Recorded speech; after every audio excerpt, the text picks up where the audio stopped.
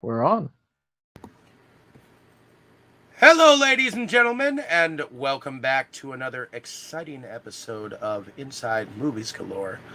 I am one of your hosts, but we are celebrating the Christmas holiday season as we bring it home to you with a nice little Christmas critter film. Forrest, why don't you tell us a little bit about this film and what are we getting into tonight? All right, tonight we are discussing my all-time favorite Christmas movie, a little Christmas creature feature, 1984's Gremlins, directed by Joe Dante and written by Chris Columbus, produced by Steven Spielberg, with music by Jerry Goldsmith, starring Zach Galligan, Phoebe Cates, Hoyt Axton, Judge Reinhold, Corey Feldman, Dick Miller, an all-star cast. The plot revolves around. It starts off the movie starts off with an inventor going into Chinatown, in New York City's Chinatown, to look for a Christmas present for his son Billy, played by Galligan. He ends up taking home a little furry creature called a Mogwai, the shop where the inventor Hoyt Axton buys the Mogwai from. He is told by the shop owner's grandson three important rules: don't expose him to bright light, don't expose him to water, don't get him wet, and don't feed him after midnight. The creature ends up spawning some more malevolent some malevolent offspring, and which wreak havoc on the small town of Kingston Falls on Christmas Eve.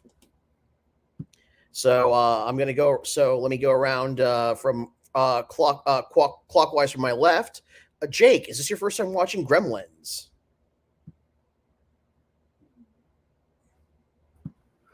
No, it is not. I'm definitely not entirely new to this. It's not one that I grew up with it, but I didn't. Like, I think I probably saw bits and pieces when I was younger. I could not swear to it when I saw it all the way through for the first time. I've probably only seen it all the way through 4 times, if I had to guess, over the course of the years. And I think the most recent one was probably just 3 or 4 years ago. And then, of course, this viewing. But the merchandising was familiar to me. I definitely saw the toys, and I was definitely familiar with Gremlins as a property from many, many moons ago. I couldn't even tell you if it was when it first came out, or this did come out on the same day as Ghostbusters, and a lot of people fell into one camp or the other, apparently, and I guess I was in the Ghostbusters camp, but it definitely, though, was one that I knew about. I've seen it. I don't have that nostalgic attachment that is as deep as it is for a lot of people, but I have a whiff of nostalgia just because of, like, all the memories of the toys and stuff. Mm-hmm. And overall, I like it well enough. It's got some really great moments. Overall, to be honest, I do think the movie's a little bit of a hot mess, but it's still fun enough. And yeah, that's what makes it beautiful, baby. Yep. All right. Thank you very much for that, Jake. Kroll, is this your first time watching Gremlins? Oh, no. I saw it in the movie theater when it came out. Saw it several more times as a child. So I know what camp you chose. You weren't that Ghostbusters kid. Talking about Real G's chose Footloose. I actually bought Gizmo for my mother when she was in the hospital having my sister. And she used it as a focal point for when my sister was born. So, little interesting fact on that. That's adorable. I actually really love Gremlins. I see nothing wrong with it, so I don't want to hear it. Just kidding. But I absolutely love it, and I forgot how much I loved it until I watched it again. I hadn't seen it for probably since I was a kid, and I still absolutely love it. I was laughing. I ended up watching the second one too, just because I wanted to, and laughed my butt off again. All I really remembered about the second one was Hulk Hogan was in it. Yes. So I always remember that lady gremlin. Oh. Yep. Yeah, I remember that too. Definitely always been a huge Hulk Hogan fan, so I always thought that was great. And Slayer on the soundtrack. But yeah, so that's my feeling on the movie. Okay, thank you, Kroll. Brandon, is this your first time watching Gremlins? No. This is not. I cannot remember. I know I watched it when I was very young. Of course, I was 5 when this film came out, so even though I feel somewhat old, I'm not that old. As old as me. I remember having one of the storybooks with the record, and it's kind of weird because only in the 80s did you get stuff like this where you have a kind of a horror adjacent film, and you'd literally have a child's rendition of it with a musical record narrating it for you. And I always thought it was really creepy, the whole cocoon thing. Even now, for some reason, that whole thing where they eat the chicken and they then get into the cocoons disturbs me. So this would have been a very good movie for next month's Accidentally Scary in a way, but in a way not, because of the horror adjacent themes. Yeah, it is listed as a horror film too. So yeah. Plus it was like, it was. In a way, it was kind of like marketed toward it. Yeah, one hand it was marketed to kids. On the other hand, it was like intense. It was very intense, like so intense that parents complained, and we got the PG-13 rating as a result of it. Kinky. And I don't remember much of it as a kid. I remember getting into it again in the 2000s and finding it fun, but for some reason I like the second film better. That's because I like weird stuff. And I enjoyed watching it again. It is amazing how they go with this line between horror and then total comedy in others. And then I'm not sure the line is perfectly walked, in my opinion. I do feel like it's imbalanced, but it's still a good movie and still classic. So, yeah. Yeah, definitely. All right, thank you for that, Brandon. Over to you, Tammy. Is this your first time watching Gremlins? No, I've seen it many a times. I just don't remember when I saw it the first time. I was 12 when it came out, and I just don't remember going to see it at a theater, so I'm not sure when I saw it the first time. But I've always enjoyed it. I wanted a gizmo, but now the pet stores had one. I think we both got that musical gizmo, though, don't we, Tammy? Yeah, I was going to say something about that afterwards. So, yes, David got me the one that sings. Oh, awesome. And if I remember correctly, it was around the time that Gremlins came out that Furbies came out too. Furbies were a little later because Gremlins was 1984, Furby was 1998. Yeah. I was going to say no, Furbies were way later.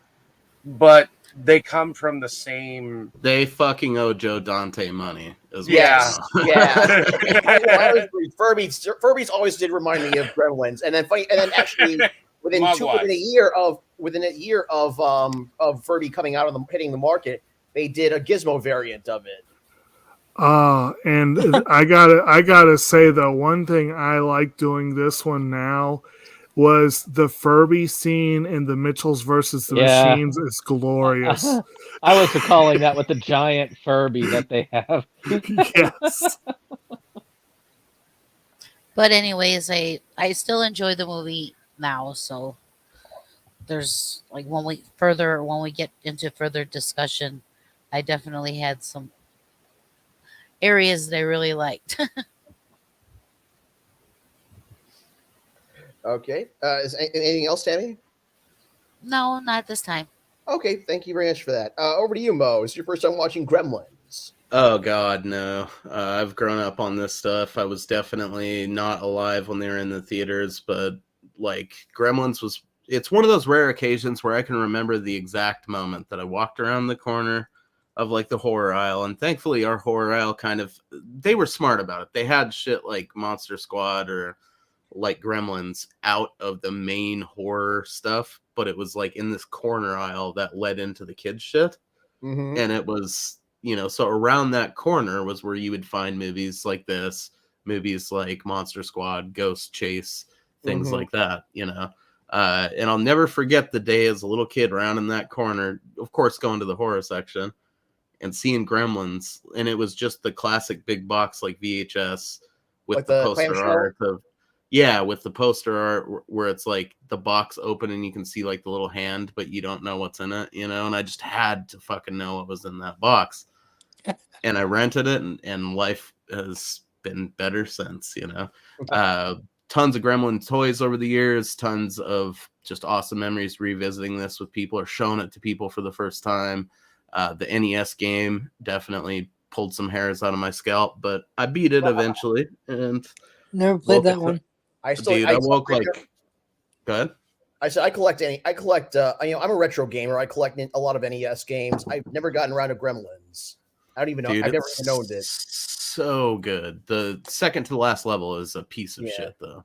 It'll make I'm you not a hate retro your gamer. entire I'm a existence. original gamer, and I just never played it originally. But I'll tell you right now. dude, But knowing that it's a Sunsoft game, I will say right now, in Sunsoft, I trust. Okay, Forrest knows what's up. He's legit. I mean, I trust them on on their Batman games, so I would trust them on a Gremlins game. Yeah, Sunsoft is prime shit. One of these months, we need to do a theme called, what was it? It's for kids. For kids. And but one that has horror movies that were created with the family in mind, like Gremlins, like Little Monsters, like Fright Night, even Squad. Krampus, even going with modern stuff, It would give me an excuse to watch Scary Stories to Tell in the Dark. There you go. Yeah, good. Goosebumps movie wasn't bad either. Anyway, dude, it's just Gremlins is one of those movies that shaped everything I fucking like about movies. You got miniatures, you got animatronics, you got practical effects all over it, you got a rocket soundtrack, you got likable characters that you see in a bunch of movies. The main dude, definitely, I always remember him from like Waxwork and stuff like that. And then of course Dick Miller is Dick Miller. Phoebe Cates. It's just got so much rad shit in it that kind of like all culminates in the perfect movie. This is like my horror movie that I watch year round, because I can just show it to the family and sit down and have Chinese food, and nobody's going to be bothered by Gremlins, but there's still rad shit in it that I can get excited about. Like it still holds up to me. Yeah, it has everything. And it's funny as hell.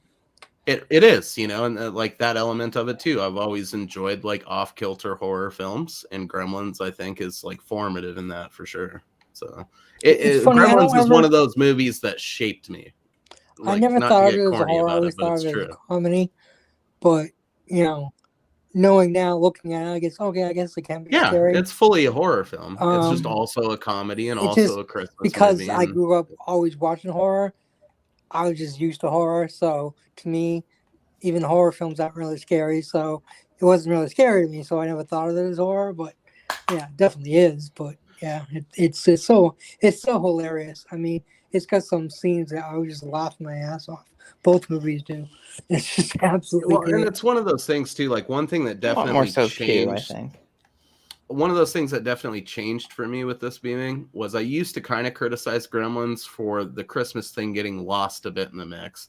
And you could still say that that's accurate, but it's also really fucking prevalent. I mean, they're watching Christmas movies on the TV, or at least his mom is. And TV You Kids know, Christmas everything Story. about it like reeks of Christmas. So I can understand why they didn't have like a somehow we learn the meaning of Christmas through fighting these little fucking weird mutated things.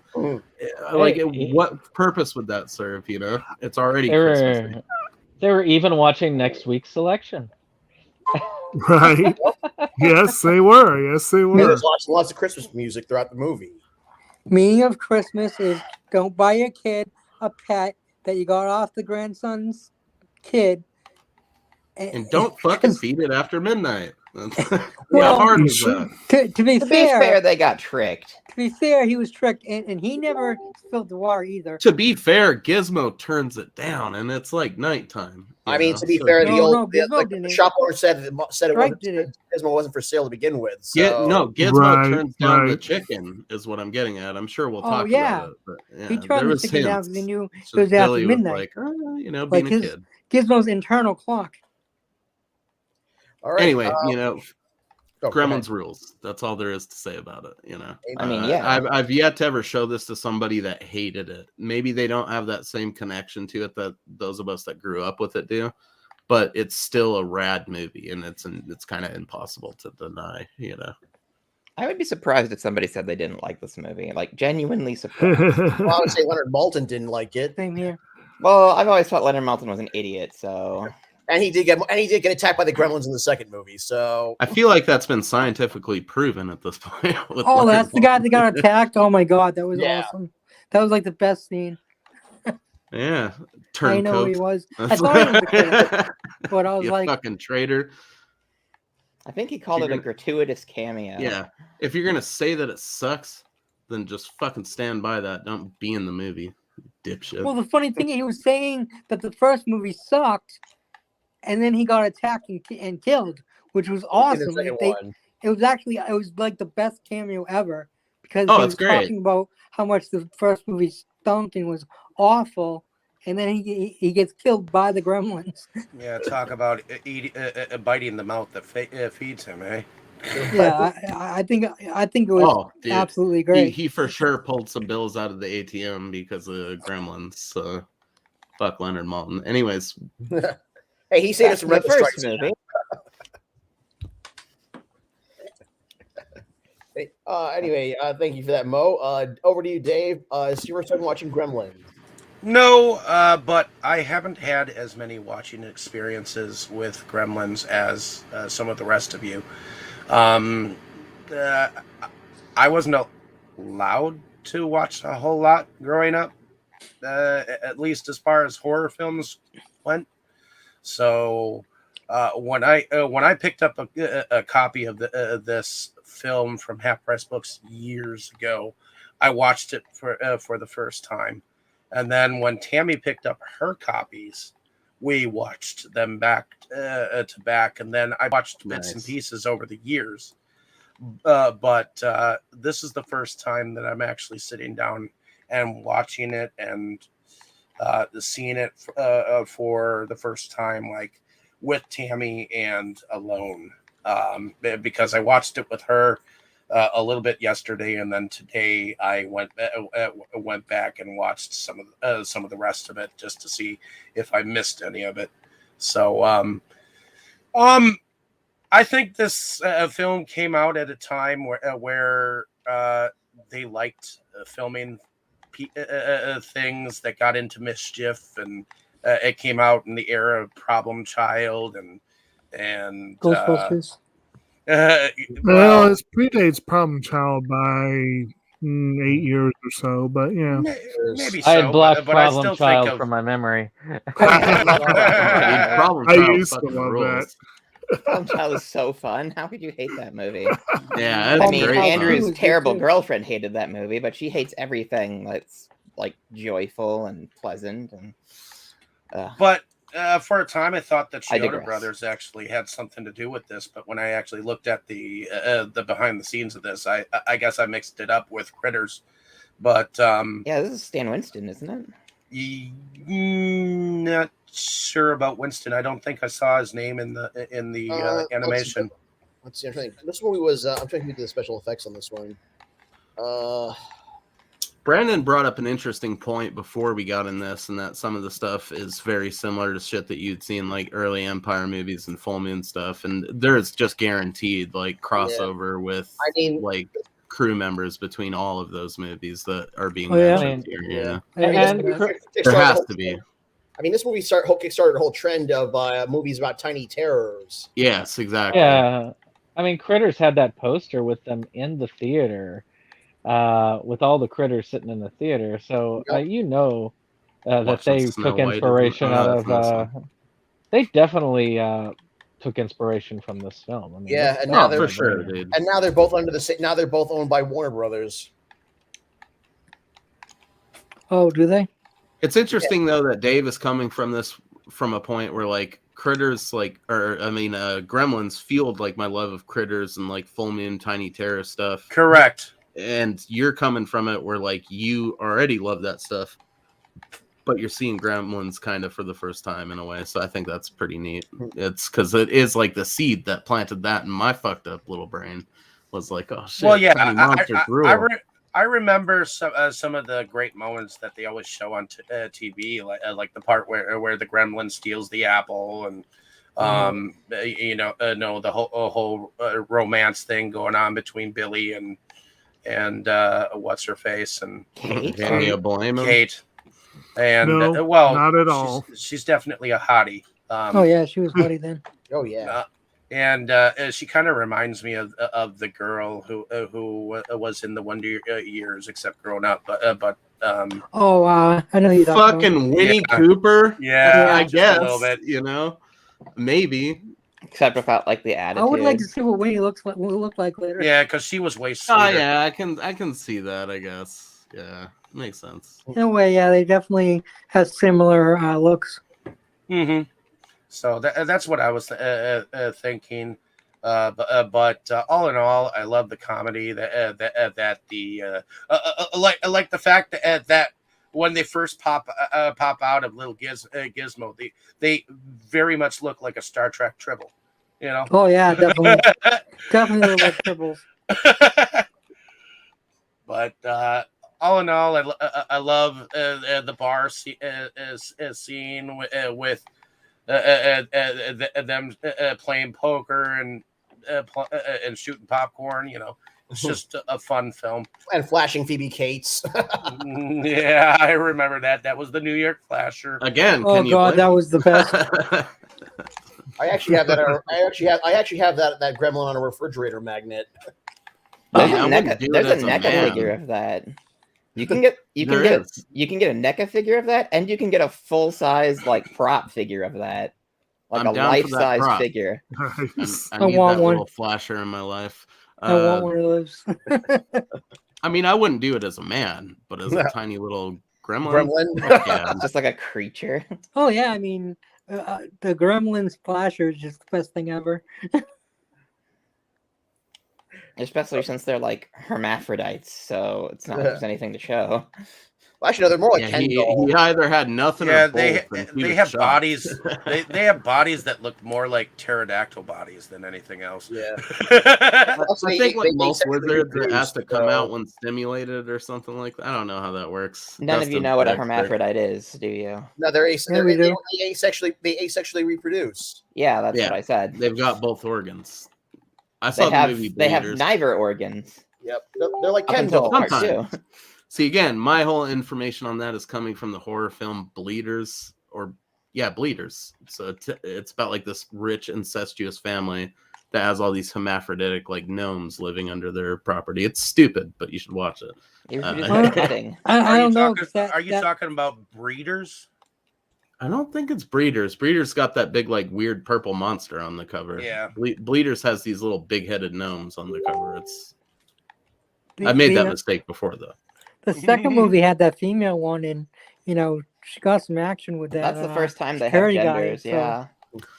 Not gonna lie. They have gendered personalities. Like, I don't know, it's weird. It's weird how they work. One could find love with a Mogwai. It's just a matter of they should have had William Shatner play that part. I mean, that would have just been a perfect callback to him. Oh like, my god. sleeping with all these aliens and stuff. Oh my Actually, god. my cousin was darn right obsessed with them, and he's a professional artist. I still have a print that he made, which was the original. Actually, well, it's not a print because it's the original one. The prints are the copies, but where he had used the Gremlins as a base. He even got a set replica and painted it to perfection, so it looked like Nice. he had a couple full size ones that he had painted and did. It was it's quite cool to see one like full size just staring right at you. That's all. So I think we need to get Dustin's first impressions now, eh? Yes, over to Dustin. Okay, so, well, similar to Dave, I wasn't really allowed to watch like straight horror, well, straight up horror when I was younger. Although like monsters and creatures, most of the time were fine. Like they let me watch Alien when I was 3, for example. So a lot of times, Dad would go to video stores and he would just get like a lot of stuff. And on and he would usually get something for me too. And on one of those trips, I picked out Gremlins just because of the cover. And it quickly became one of my favorite movies. Like, I just loved, like, you know, the monsters. I didn't really... It's kind of funny Mo brings up Full Moon, because I actually kind of... There were a handful of Full Moon's, like, kids' movies that I really enjoyed, like Prehysteria and Remote. Yeah. That Moonbeam stuff. Yeah, but when it came to Full Moon's, like, actual horror movies, I actually really don't like most of them. I think there's some we could show you that you'll dig, but yeah, it's and that's fair. I liked Dolls, which was. Have you ever checked out the Subspecies series? It did not. It didn't look impressive.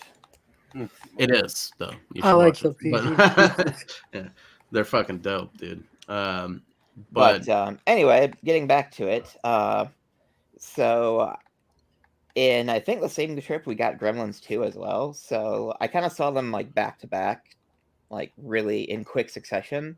And I've loved the Gremlins kind of ever since. Like, on a later trip, yeah. Like, we would get games, too. This is back in the days of the Super Nintendo being the most advanced system that I wanted really bad for my birthday. It was so sick. If it gives you any idea of how long ago this was. That was sick.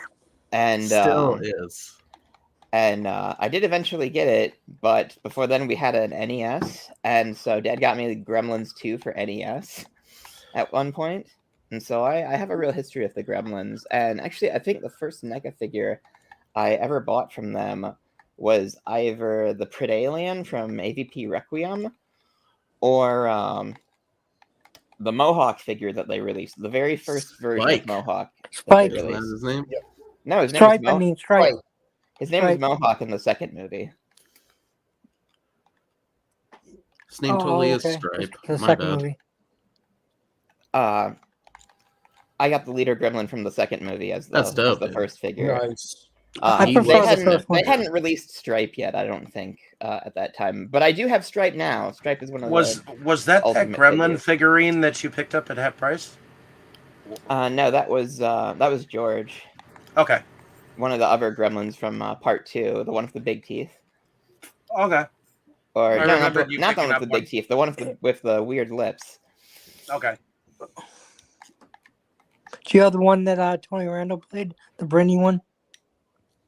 That one isn't out yet. Oh, but but they're making him. An interesting thing to note after Dustin's first impressions there is I think me, him, and Forrest are all in that perfect age range where we got to experience the whole, you don't need a Super Nintendo, you've got Nintendo at home, you know, and the Nintendo at home was the NES, you know. Was an actual Nintendo, yeah. Yeah, you just rented games for that for a long fucking time. And then still usually once I got my Super Nintendo, I was still trying to always rent like a Super Nintendo game and then a couple NES games if my parents would cave for it, you know. Yeah. Also interesting point to note, since a lot of us have brought up video stores, is just show of hands. Who was that kid that made your parents like stand around for hours in the video store till you got in trouble for taking too long to pick out movies. I was definitely one of those kids because I'd want to sit down in the horror section I and could make never like decide what I wanted. Dude, I'd fully sit there like crisscross applesauce on the ground, making a fucking maybe pile in the horror section. For me, it's like renting movies, like picking out the right movie or game was a life or death situation. Oh, it was. I mean, actually, I had the opposite 2 hours experience. of my life watching a bad movie, which I did once. I horribly did once. Three Amigos, I'm looking at you. You knew exactly what experience most of the time. Like I would find stuff generally pretty fast just by looking at the box art. Dad would usually be the one who would, I'd be waiting on my dad most of the time because Dad would be buying. Turned out my dad collected adult movies, and we didn't really find out until after he passed away. Fuck yeah. And so he went behind the beaded curtain. He would actually be buying though. He would actually be like talking to like the shop owners and like making deals for stuff in bulk. And then they get the brown boxes or the paper bags. My dad used to do that shit, and I never knew what it was until I was an adult, and I was like, "You son of a bitch! You knew what was behind the curtain, and you never." Yeah, you never know until you find the dirty magazine underneath your dad's bed when you're a kid. Oh, or like the 50 like porno DVDs. I mean, Blu-ray. I thought it wasn't a good thing to collect. We only got like $500 for all his stuff. It's pretty sad. If you stop it in the right crowds, I've seen some stuff go for mint. But I would say I remember when I was a teenager, I was trying to look for something in my dad's closet, and I found one. I found like his Brooke Burke's Playboy issue. So, well, retro stuff wasn't really in demand yet. So, I don't know, maybe if we'd waited, like, till now, we could have gotten more. This was, like, 2000. I missed out on it. My dad, I didn't grow up with my dad, so I missed out on all that. Well, my dad was kind of a terrible person in a lot of ways. So if I was all your dads, you wouldn't have those memories. But, yeah, right. I would one of those kids that had to sit there and, like, look at the cover art, like Dustin's saying, would definitely form the maybe pile. It was like, that looks rad. It would draw you in. All of it. I did had excellent, like very attractive art. Then once I was sitting down there, I would read the back, which sometimes was a bad choice because they'd spoil the whole fucking thing on the back of the cover. And they still do that shit. I don't know why they do it. Yeah. I was living with my best friend and found one of his porno mags, and it was like all these really, really heavy girls.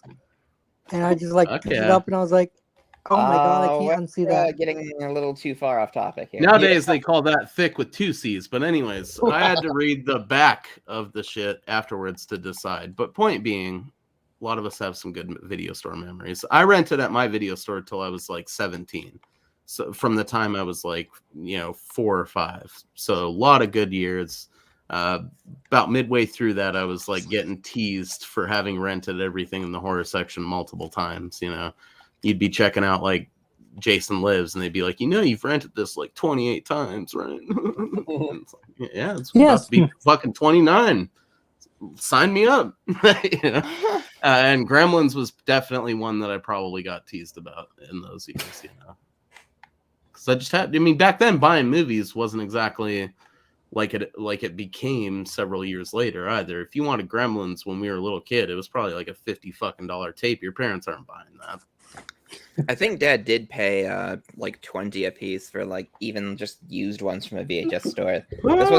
This was in like look at Miss Big Spender over here. You raise your pinky when you drink a cup of tea. I mean, I'm sorry, that's fucking rad though. This was like 1991, I think, or Gremlins 2 came out in 92, so it would have had to have been like 90. So yeah, it would have been 91, 92 probably then. Yeah, that's forking it over. Years later, we got those clubs where you could get mad movies for cheap, and that's when, like, all of a sudden I had every Steven Seagal movie because I had a drunk stepdad, and that was pretty awesome. Isn't it wild having lived through that era, like, and being conscious of the price of what some things were? Yeah, like, and then you see it now, how worthless like, they are. Well, it depends. Again, with the right crowd, you can shop VHS for what they're actually worth. But nowadays we expect like a lot more for that price too. We're not just looking for the fucking movie in like the R-rated theatrical cut on VHS with some cool cover art. We need like special features. Show me the money, bitch. And it better come in a metal box. Yeah, or some shit. Sorry, we digress. Yeah, it's awesome but first impressions, though, Dustin. But it's kind of funny though. Like the Gremlins steelbook actually kind of sucks. Oh, really? Yeah, it's basically like exactly the same as the regular release. It just doesn't have a whole lot of stuff. So you're saying if you already own it several times over on VHS and the special edition DVD, you probably don't need to upgrade? Correct. Sick. And Mo was thinking, but I need to update. I need that Blu-ray. I have to have it. Yeah, I already know. Like as I was saying, sick. I don't need it, but I have to have it. I'm gonna fucking buy it, dude. it's I knew you would. That's funny. So, anyway, yeah. Attempting to wrap up. I've always been a huge fan of the Gremlins movies, and I remember hearing rumors about a third one coming out for like the beginning of time. I mean, I remember being told like on the school bus, part 3 is coming out, and they've already told us there are some scenes in it. And, just stupid things. Yeah. Instead, what we got was a 5th Critters movie. I really wish they'd take back. We got 5 critters. I thought Critters Attack was okay. I mean, it wasn't terrible. It wasn't terrible. I mean, I no, think we needed a Gremlins 3. Well, no, we've got 5 critters, 4 ghoulies. How many Munchies movies do they make? Dude, I think 2. All right. There's too many.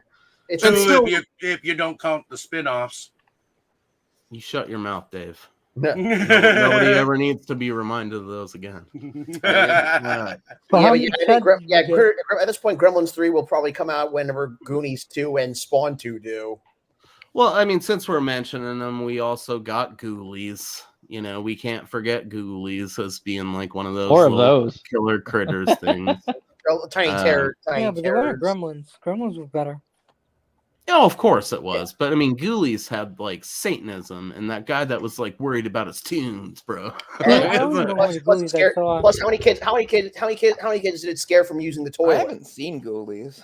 Dude, Ghoulies 3, they did a fucking special song with Wasp. I mean, what more do you need? Yep. I think, wait, was it the 3rd or the 4th one that Kane Hodder does like some slapstick, gets like some slapstick involved with some. Feel like that's the 3rd one. Goonies 3 and 4 are like a drunk blur for me because that's the only way that I can watch them. But the first 2 are really cool. I think though you're talking about part 3, maybe. All right. By the way, I was saying Goonies, not Ghoulies. I think Kane Hodder is in one of the fucking Ghoulies movies, or he's in fucking that new Full Moon movie they did where it was like. No, he's definitely in a Ghoulies sequel. I'm trying to remember which one it was. Hey, Goonies and Ghoulies, same thing. Yeah, dude. If we had gotten Goonies 3 or 4, I think I'd have been fucking tired of it. Honestly, Goonies 2 would have been cool, but again, we digress. We did get it. It was an NES game. Yeah. And also the Gremlins are mentioned in the Goonies when Chunk is trying to get the cops, but the cops don't buy Chunk's story. He does talk about how he once made up like a prank call to the cops about Gremlins, Yep. Which is dope. Plus Corey Feldman. Anyway, Dustin? Is that? I think I'm done. Yeah, sorry, okay. I kind of went on. All right, there's just so much I could say about like my memories with this movie. Same here. There's definitely a lot to say about it. It's uncountable. For me, this is definitely not a first time watch. I was not alive yet when this movie came out. But along with Gremlins, along with Ghostbusters, Goonies, Back to the Future, like those are movies that I was and also like Indiana Jones and Star Wars. Those are movies that I was they were always either always on television, or I was always renting or borrowing them from the video store or the library. Making sure you had that shit on tap. Uncles, friends. So it was a frequent rewatch for me as a kid. I actually think I remember. I think I might have actually seen the second movie first. Because it was on That's How wild. did this happen? television. Fair enough. I would say premium, not just television, HBO. But anyway, it was a frequent frequent watch for me as a kid. Both movies, but this one has definitely, this one definitely became more of a. For me, it didn't really become an annual must watch, like a Christmas movie, like something I would watch every December until probably I was like maybe 12 or 13. And I have been able to lucky enough to catch it in theaters a few times, including the movie's 35th anniversary. We just always assume you've seen these in theaters, Forrest, because you have literally the devil's luck when it comes to that stuff. I mean, New York, you can throw a stone, and find any old movie playing in a theater. Yeah, I feel like we've talked about some old movie, and then literally the next week, Forrest is watching it in the theater while we're all just sitting here with our cats. You know, I mean, I did see this one in theaters a couple weeks ago. Oh. It's definitely both. Like, I mean, on one hand, it definitely feels very heartwarming and cute with Gizmo's presence.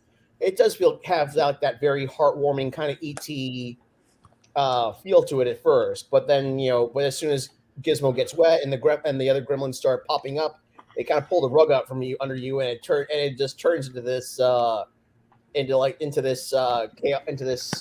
It's like an Animal House with creatures. Yes, that's great. Yeah, the Gremlins are kind of are a lot like the Deltas, if you think about it. Yeah, that's a great explanation of Gremlins for sure. But yeah, the cast, the special effect. I mean, the special effects they have their with the like you were saying, with Mo was saying. Mo was saying with the puppets and the animatronics. I really like the special effects work on this movie. The music, both the soundtrack, both this Jerry Goldsmith score, and also just the soundtrack in general. A lot of Christmas classics. What was also that What was that Super Madness song with the Flashdance Gremlin? God damn it. It's right on the tip of my tongue. Yeah, but yeah, there's also I also loved all the Easter eggs like the invasions of the Body Snatchers, Snow White, Robbie the Robot, Burger King. Or even if you look around at all the comics and stuff around Billy's room, it's great. The whole movie is authentic. I remember as a kid, I wanted Billy's bedroom. It's dope. That loft. And he's up in the attic by himself. Yeah, that attic loft is sick. Yeah. It's just like Kevin in Home Alone. I tell you the truth, he hated being banished to that attic, but that attic room actually looked pretty cool. Right? You gotta admit too, Buzz's room was fucking awesome. I can understand why he would be like, no, you can't. You haven't let you sleep in here if you were growing on my ass. But anyway, too many fucking spiders. And as a matter of fact, both Christmas movies that were involved with that Chris Columbus was involved with. Yep. Chris Columbus. He's got away with. When it comes to Chris Columbus, guy's got away with Christmas and kick-ass bedrooms that kids want. Right. Yeah. Because they had some badass bedrooms back. Those guys were all those old school famous monsters of Filmland kids that probably had the dope sculptures of fucking Frankenstein and Creature from the Black Lagoon that they painted and stuff. And I had the heads of Frankenstein. They were like the original nerd room kids, Yeah. And I'll admit, I didn't really like horror. I didn't really get into stuff like Halloween and Friday the 13th until I was 10, 11 years old. But creature features like this, Godzilla, the Universal Studios monster movies, these are the horror movies that I started out with. I think if I had children, Gremlins would be one of the first movies I would use to. Oh, definitely. For sure. As probably, I think the only one of us that has a kid, this is one of the first movies I ever showed her, dude. I have a daughter, dude. Oh well, yeah, but like not a little kid, in Not the same anymore, way. but I she was guess. But, once. right. Well, did you show her Gremlins? Unfortunately, no, because my ex. Then you have fucking failed, sir. No. Well, no, you're all right. You've done blame great. my ex. I think she likes hockey too, so we're good. Oh yeah. My daughter don't like scary movies. But anyways, you know what I mean? Like it definitely is one of those movies you show to I think I've shown this to every young relative I have on every line of my fucking family, dude. I mean, I'm definitely that dude that is known for showing the kids this stuff and worse. But yeah, I think if you're a horror fan and you have children and you want to pass your love of horror down to them, this is a good place to start. This and Monster Squad and Night of the Comet are like, and Universal Studios Monster, also the Universal Studios monster movies. Oh yeah, of course, those are always solid. Actually, I loved monster movies as a kid. I never got into Godzilla for some reason. I watched them on Saturdays. Don't know why. I never liked them, but yeah. You might like some of them now. Maybe we'll take that under our belt here in the near I like future. the new Godzilla movies, and I like the one with Matthew Broderick. But I much rather watch King Kong. Old Ferris Bueller. Anyways, Gremlins. All right, Forrest, so take it away. Okay, so let's start off. We've got a struggling inventor, Randall Peltzer, who's visiting New York City's he's in New York City's Chinatown looking for a Christmas present for his son Billy. See, and that's where you're wrong, Forrest. He's not actually just there for that. He's also trying to sell the bathroom buddy. Yes. Oh god. Don't forget I can bathroom bring buddy. you this by the dozen. Which he improved with toothpaste and a toothbrush. And shaving cream.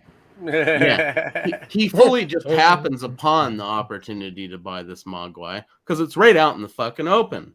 You'd think if they didn't want people wanting to buy this adorable little Furby looking motherfucker, they'd put him in the back so that you're not inquiring about the shit. I mean, exactly. He's singing. He hears him singing. Like, Come what's on. that? What's that? What's that singing? What is that? He kind of reminds me of like the John Candy character in Planes, Trains, and Automobiles. He does. Yeah. He's got that vibe. Where this could have been a role that John Candy could have actually played. He does remind you. Yeah. I think he'd have ruined it, I think this dude is like the perfect guy for the role. Oh yeah, he did the role so absolutely perfectly. Oh yeah. He thinks he's this great inventor and stuff, and most of the stuff don't works. He kind of is when you think about it. I mean, it's just he's one of those dudes that like invents good shit, but he doesn't have the backing to do the R&D to make it like actually awesome. Make it more efficient. Make it more like efficient. Which is kind of interesting that there's some real life parallels there because Clayton Axton's probably best known, other than Gremlins fans, probably I would say probably best known as a songwriter. Yeah, he was a country singer, wasn't he? Well, he was a folk singer, but he did he wrote Joy to the World for Three Dog Night. He wrote Greenback Dollar for Kingston Trio, and those are two badass songs there. And he's done some others. And Jacob. What? Folk music is just country music without the whiskey and incest. Oh no, there's still whiskey often. I don't know about the incest, but I got a sigh. The idea that's an accomplishment. Yes. I just mentioned that, like the idea of him being an inventor who's not entirely successful. I will say, I just kind of see that as sort of a parallel. What's up? I will say that his wife was the first time that I noticed that she was the grandmother of Marty from Back to the Future. Right. Yep. I only noticed that in the last couple of years, and also they filmed it on the same Universal sets, plot as Back to the Future, as Hill Valley. Mother kicked ass. So the shop owner, his name? Actor's name is Key Luke. Is K Luke as Mr. Wing. He's magnificent. Yes. What do we think about him? Because he refuses to sell Gizmo to Mr. Peltzer. See, I love his eye. Yeah, he's just this cool-looking Chinese dude I that hate he to just be that barely dude talks or that, says like, anything. And I mean, if he's I've never seen a dude like him in any of these movies, because there's plenty of movies that have done the mysterious Chinese shop. I mean, yeah, who he's else does definitely this? unique. He looks like the wizard you'd see painted on a van. Exactly, and it's this whole way of like, Mogwai not for sale. It's just You're not ready for the responsibility. then why do you have it out front, motherfucker? That's what it just bothers me. But that stuff aside, the kid clearly is like really the selling point to that scene because it's easy to get lost looking around his shop. Dude, he's got tons of crazy shit in there when you really look at it. Oh yeah. I totally would have. And the way that he looks at the $200 being set down in front of him, it means that he's never seen $200. So $200 is a lot of money in the '80s. So for one purchase of like it's not bad now. Yeah, I mean, I know, but I'm just saying in the '80s, that probably equal to like a couple $1,000s now or close. No, it's probably it was like funny when he was trying to sell his little invention, and he's talking about, you have a deep case of dragon's breath, and he's standing right in front of the dragon. Yeah, that's yeah. He said if you have dragon breath, then he changed it to bad breath. Yeah, because he recognized like, oh, that's kind of insensitive. That's kind of racist. Yeah, yeah. I realized kind that of too, and he was like, It's a smartly written scene, and the whole with the kid coming out and then I love the way it starts and ends with a voiceover too. That just builds like the whole storybook vibe of Gremlin, I've always liked movies that do that. What surprised me is when the inventor actually got back to the home with the Mogwai. He actually remembered every single fucking thing that he was doing. Yeah, because he seems to kind of give the kid the brush off when he's reminding him the rules. Yeah, he's kind of like, I got it. So it makes me think if it wouldn't have been a better film if they would have like had him forget like one of the rules. 3. Nah, that kid's Billying out, and that makes him less of a human character. You know what I mean? Well, Billy would have messed up. He never spilled the water in the first place. He didn't spill the water, but he did feed him after midnight. Well, he fed him after midnight, but they had broken his clock. Well, so he looked at the clock. That wasn't his fault. He was stupid throughout the whole entire thing. I mean, here's what I'm saying. Okay, he looked at the clock. The clock said it was 11:30. He knew it was good. He didn't know the clock was broken. They had ripped it out, And fair enough, but he knew the rules, and he knew Gizmo was super well behaved while these other ones weren't. Gizmo refuses the chicken. He's like, okay, so maybe Gizmo wasn't hungry. But it's late at night. Like, even if I've been a teenager and forgotten the time before for sure, but it was never where it was like, I mean, those little reminders. That's totally not Billy's fault. It's somewhat his fault. No, he looked at the clock. The clock was wrong. And then Gizmo looks all worried afterwards. Like, you'd think he'd have taken it away. Like, he should have been paying more attention to those exotic pets, is what I'm saying. He should have been paying more attention to those fucking rules. That's what he should have been. If his little buddy hadn't... I'm on Kroll's side in that he didn't know that he was breaking the rules, but there are signs that should have said that something was wrong because Gizmo, I'd be paranoid. I would be like not feeding him at all. I'm going to interject here that I think that this movie, one thing I do like about it, and I believe I read that they wanted to go further down this rabbit hole, but they were afraid to do it because they didn't want to turn off the audience. But one thing that this movie does that you don't see often enough is it kind of hits you, it almost hits you over the head with the idea, the moral, if you will, that when you're dealing with exotic pets, you do your damn homework. Yes. And you don't try. For one, there's so many things that they do wrong that when most caring people for something like that. Yeah, you keep Well, a well, journal. well, You yeah. know, you well, look at well, like starting with the father. Don't give pets as presents. Yes, That's that's a a terrible idea. stupid idea. I Don't have a lot give of friends pets who as presents. because I have a lot of friends who are like animal rights activists or work at Right. pet shelters, and they always say do not get pets as like Christmas or Easter Christmas Right. or Easter gifts.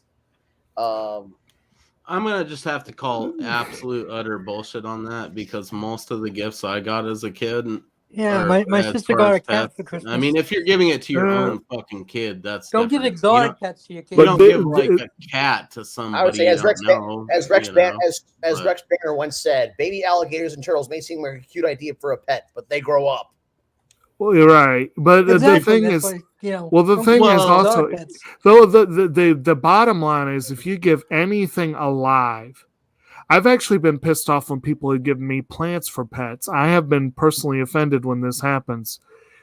Do not Damn, plants as gifts. If you give a living thing to another person, you are demanding that that person take on responsibility that they were not necessarily asking for. It's just So expected. yeah. Well, it's like it's one thing if you give someone something that they didn't want that they want to then turn around and give back to the store because get some money or something. But like again, I'm going to just say this and then I'll get off my soapbox and but like people treat living things as objects on a constant, continual basis. And I love that this movie shows you that that's a stupid ass idea. It is. I mean, at the Yeah. same time, though, the only point of any of that I would disagree with is giving like pets to your kids as gifts. Exactly. Yeah. You know, If they are adults. I got a dog as a gift, and he was with me for like 20 years, dude.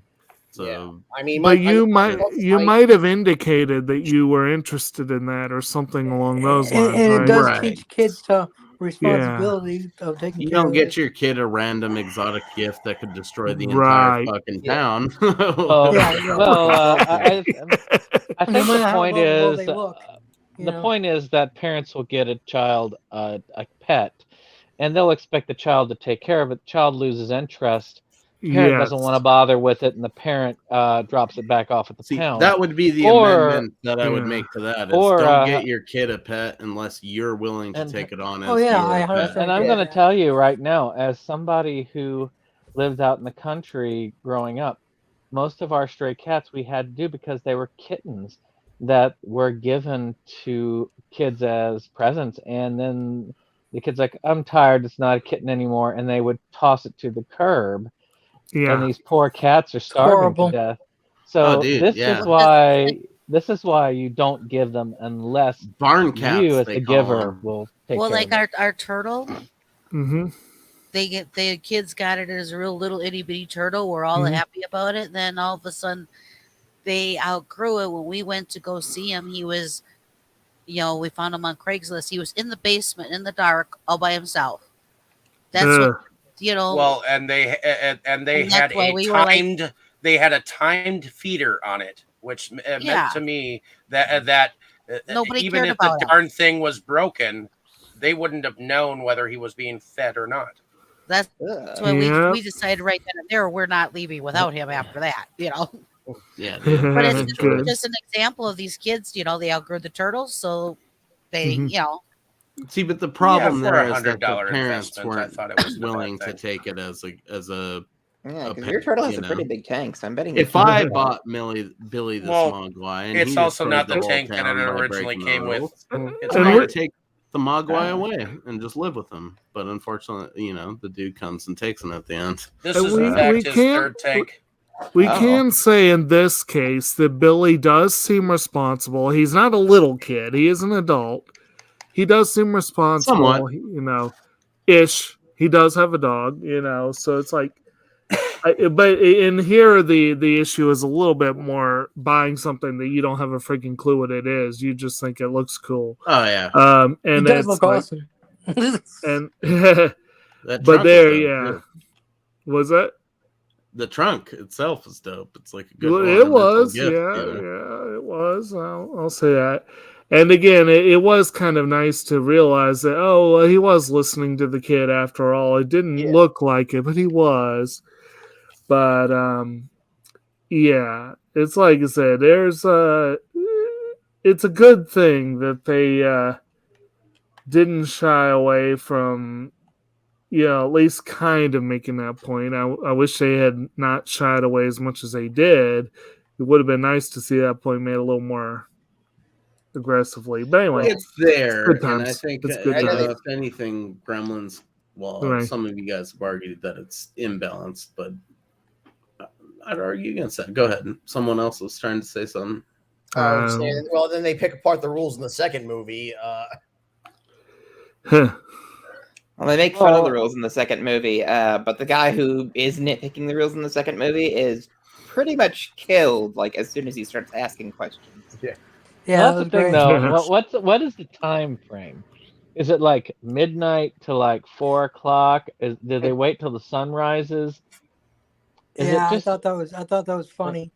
Well, you brought it up before, and I think it's just that generally, like, it probably falls wherever the gremlin is like associated to. So, like midnight here, we all know that it's dark for everybody. I think the point, Brandon, I think that you're making, like, when is the end of that window, right? Yeah.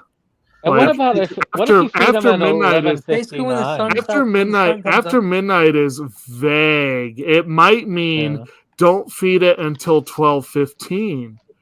Or it might mean don't feed it till noon.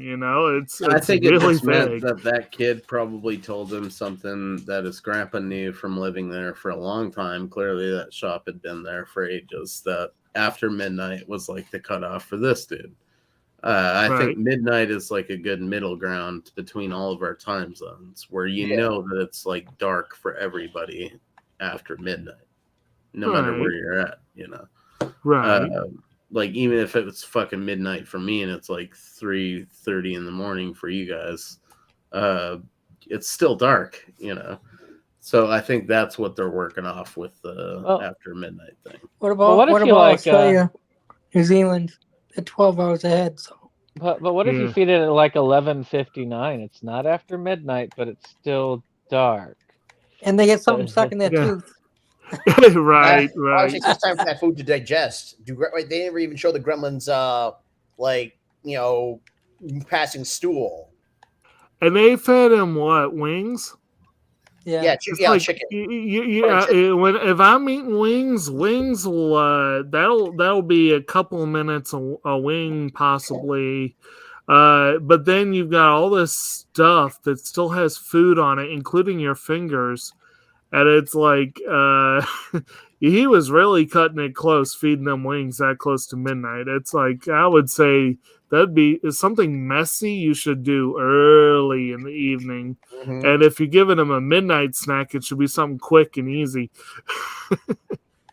Or just don't give them a midnight snack. Feed them at in the fucking afternoon and wait until the next morning. Right. Sure, just said, hey, just say no.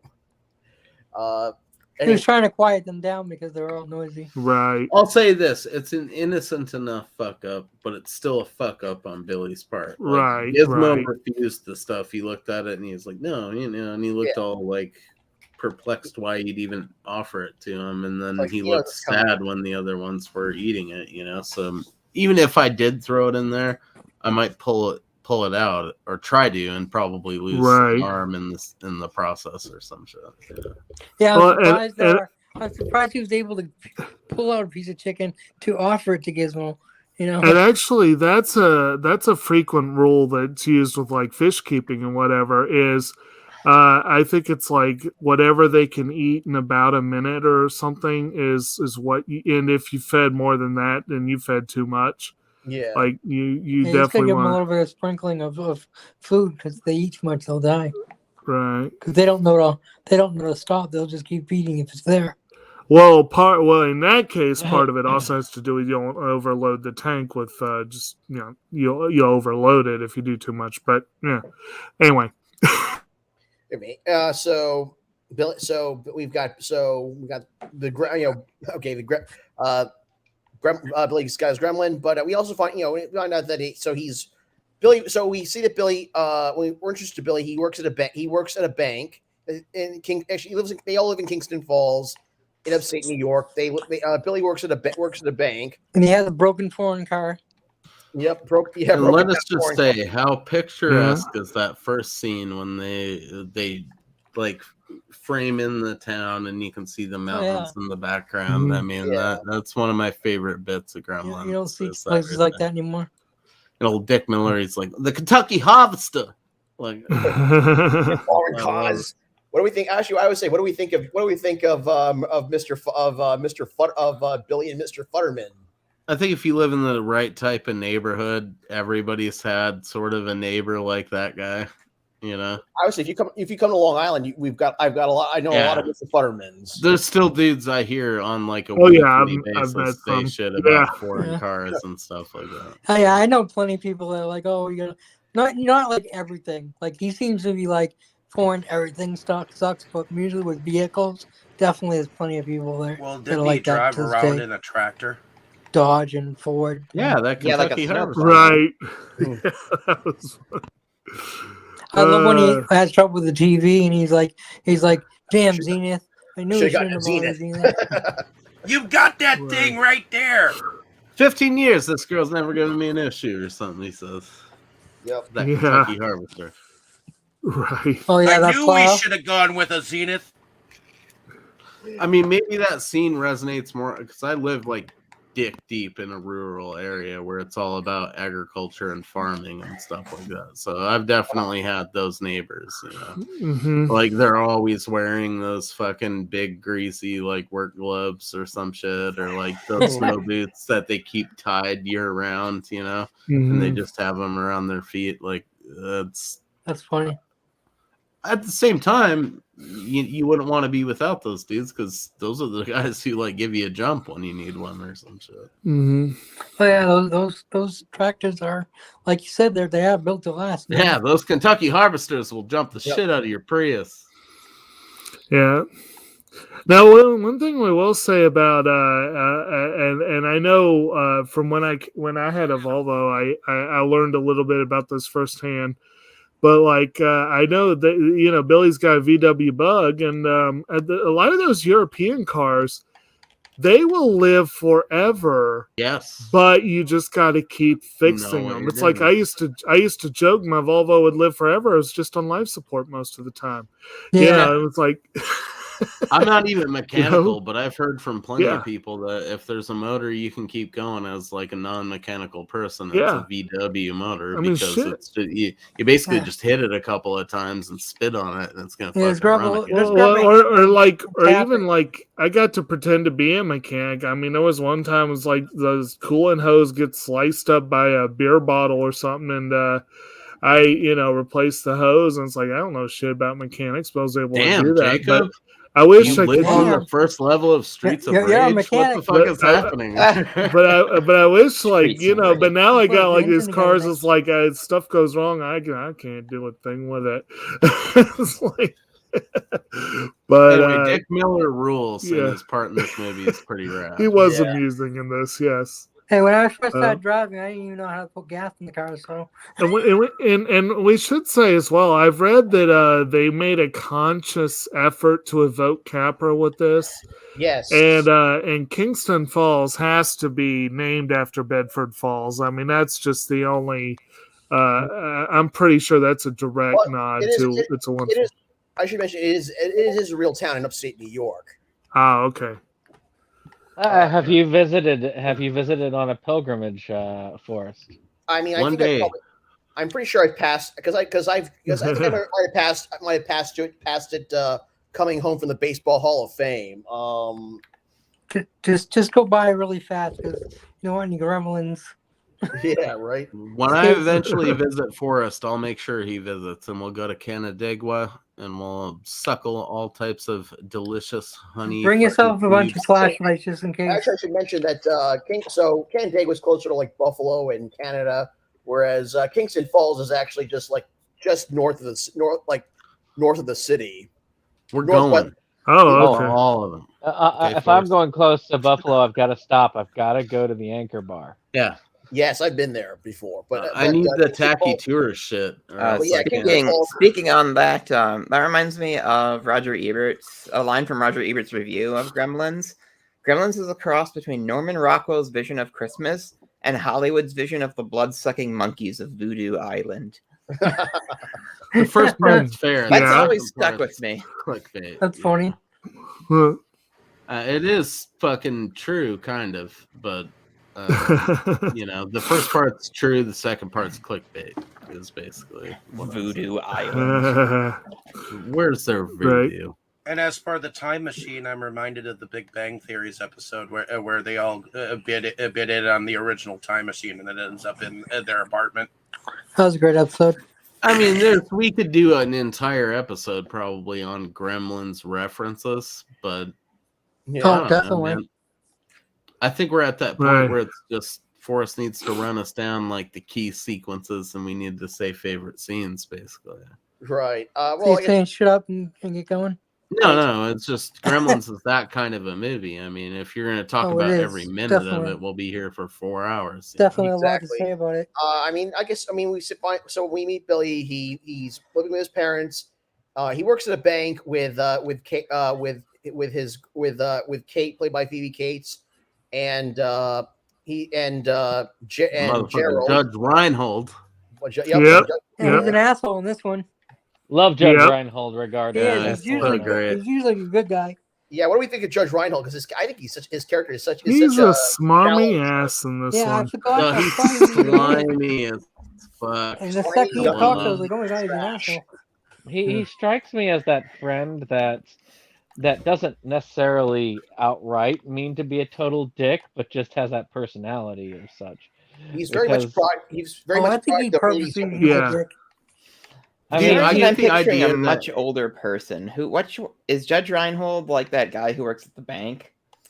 Yeah, his Like a junior vice Yeah, he president. was a junior or some vice such president. thing. Okay, He was yeah, only, that he guy was only sucks. 25 because he's like, Yeah. I'm 25. His senior vice character, president, about to be Yeah. a the way he president. gravitates to Billy though at the bar always makes me think that like they used to hang out in high school, and Judge Reinhold's character was probably more of like a fun Probably. nerd, and then he became Yeah. that dude that was like, I gotta be successful. Became like a Because he climber. seems to Yeah, he fixate became a on douche. Billy, and I have a feeling they were friends. There's that one and, point- yeah. yeah, there's that one point where Billy calls him Jer, and he says, "Don't call me that. My name's Gerald." You know, Yeah, so like maybe they were and friends. it's after like a weird pause where he's like, I mean, I don't know. That's all. I've always That, like kind of inferred that. I guess, never in noticed their that before, and I've seen relationship. this movie dozens of times. That's really insightful. Yeah. I never Yeah, thought about that. That asshole like a speech really came across to me as more of his way of saying, you really got to shape up.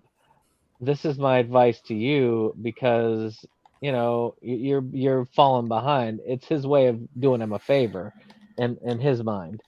Yeah, it comes across, but a lot of these people who are like I that, mean, in a way, yeah, Yeah. but they're not necessarily The meaning it way like he they're pauses being after antagonistic. he calls him Jer, and he's like, "Don't call me Judge that. My Reinhold. name's Gerald." You know, like it's a subtle thing, but it's there. Yeah. And Oh, I I noticed that. honestly do think that fucking he was like friends with Billy beforehand, because there is just that kind of repertoire between them, even though they don't like each other. in the And they movie. just became Yeah. successful, and so to clean up his image, he kind of Yeah, just at wants the same to- time, why would you care if Billy was just some random employee at the bank to him? Why would he care Yeah. enough to like not only follow him from the bar over to where he's sitting? I mean, yeah, he could be just a sweet, comically douchebag asshole, you know. But And on I top of just that, I he's don't like- know that and on top that of that, little he's- pause when he calls him Jer makes me think there's more to it. Yeah, I mean, on top of that, he's hanging out with Billy in the very bar that Mrs. Deagle is trying to get closed down. And on that note, Mrs. Deagle, what do we? I mean, oh, cunt. She's Oh, just a uh, straight up bitch. yes, She Straight up is. cunt, sorry. She is a bitch. bitch. I was so They glad they when make she her died. they make it Like pretty Witch in the clear. West. They make it pretty clear that she's an evil character right from the beginning. Like the thing with the, reminds me of the Wicked Witch in Wizard of Oz. It was exactly like that, trying to take the dog away and wanting to kill it and stuff. Which I wonder if that was kind of taken from Wizard of Oz. So it had to have.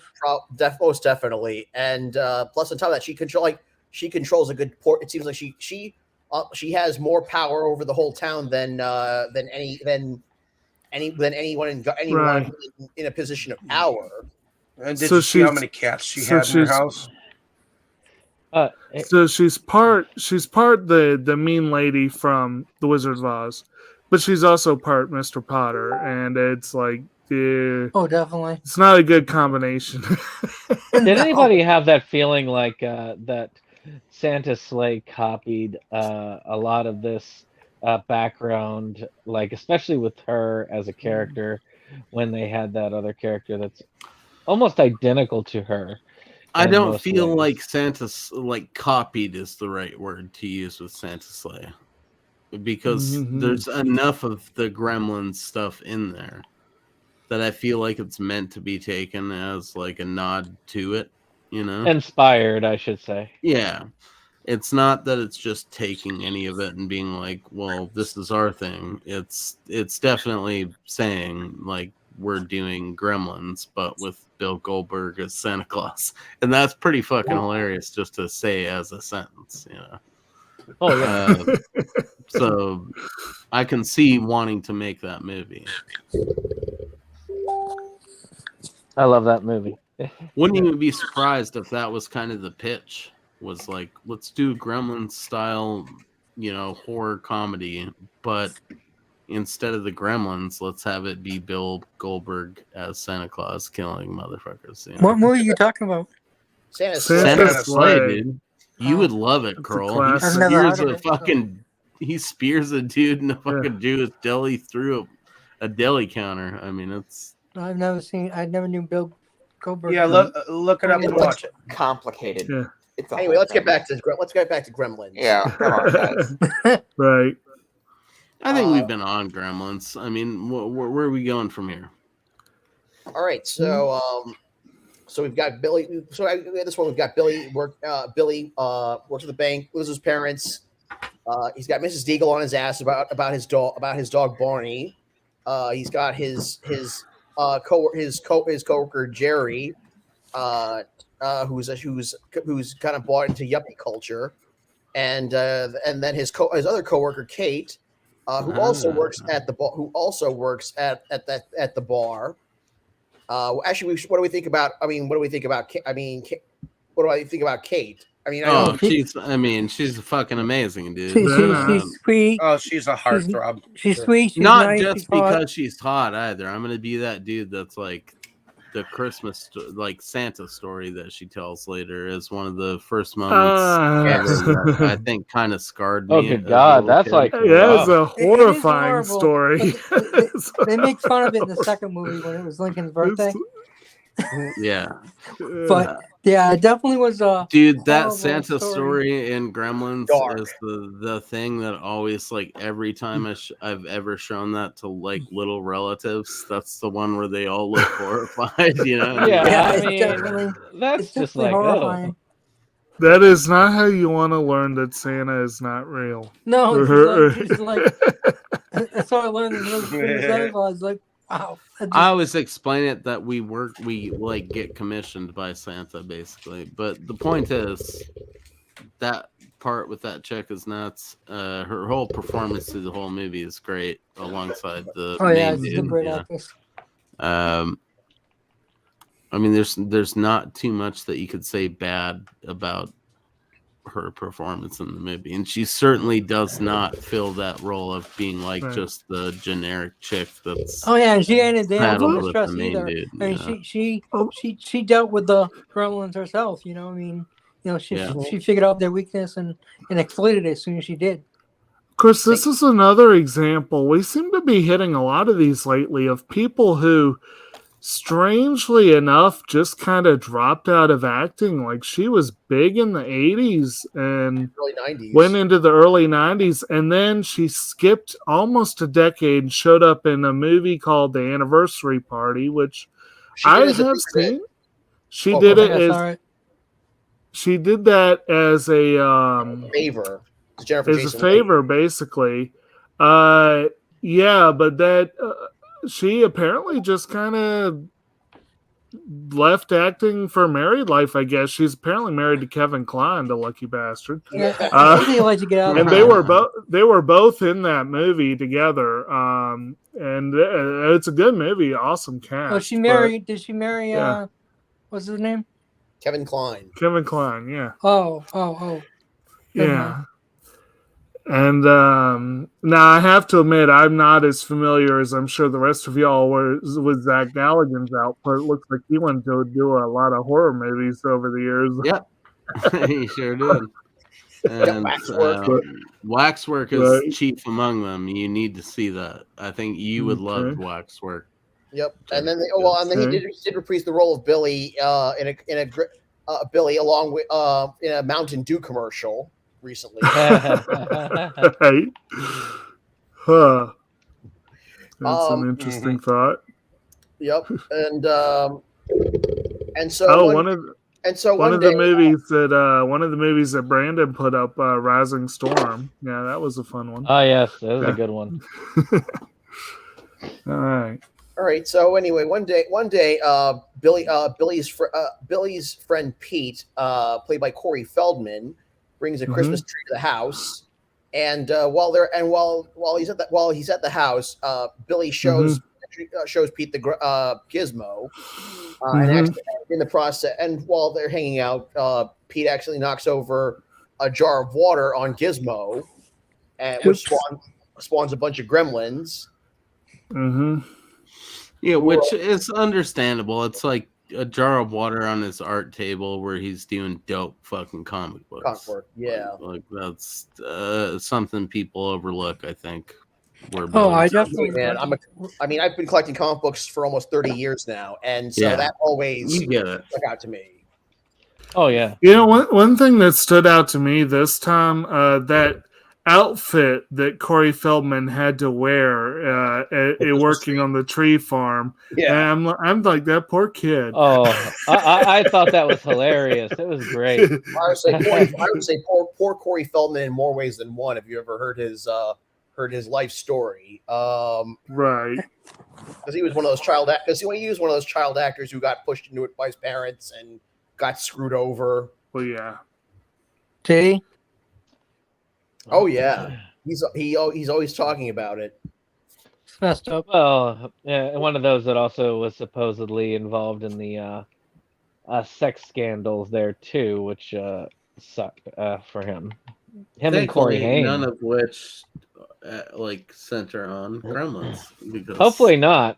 Hopefully not. Yeah, I've not heard anything coming out of this movie or the Goonies. So right.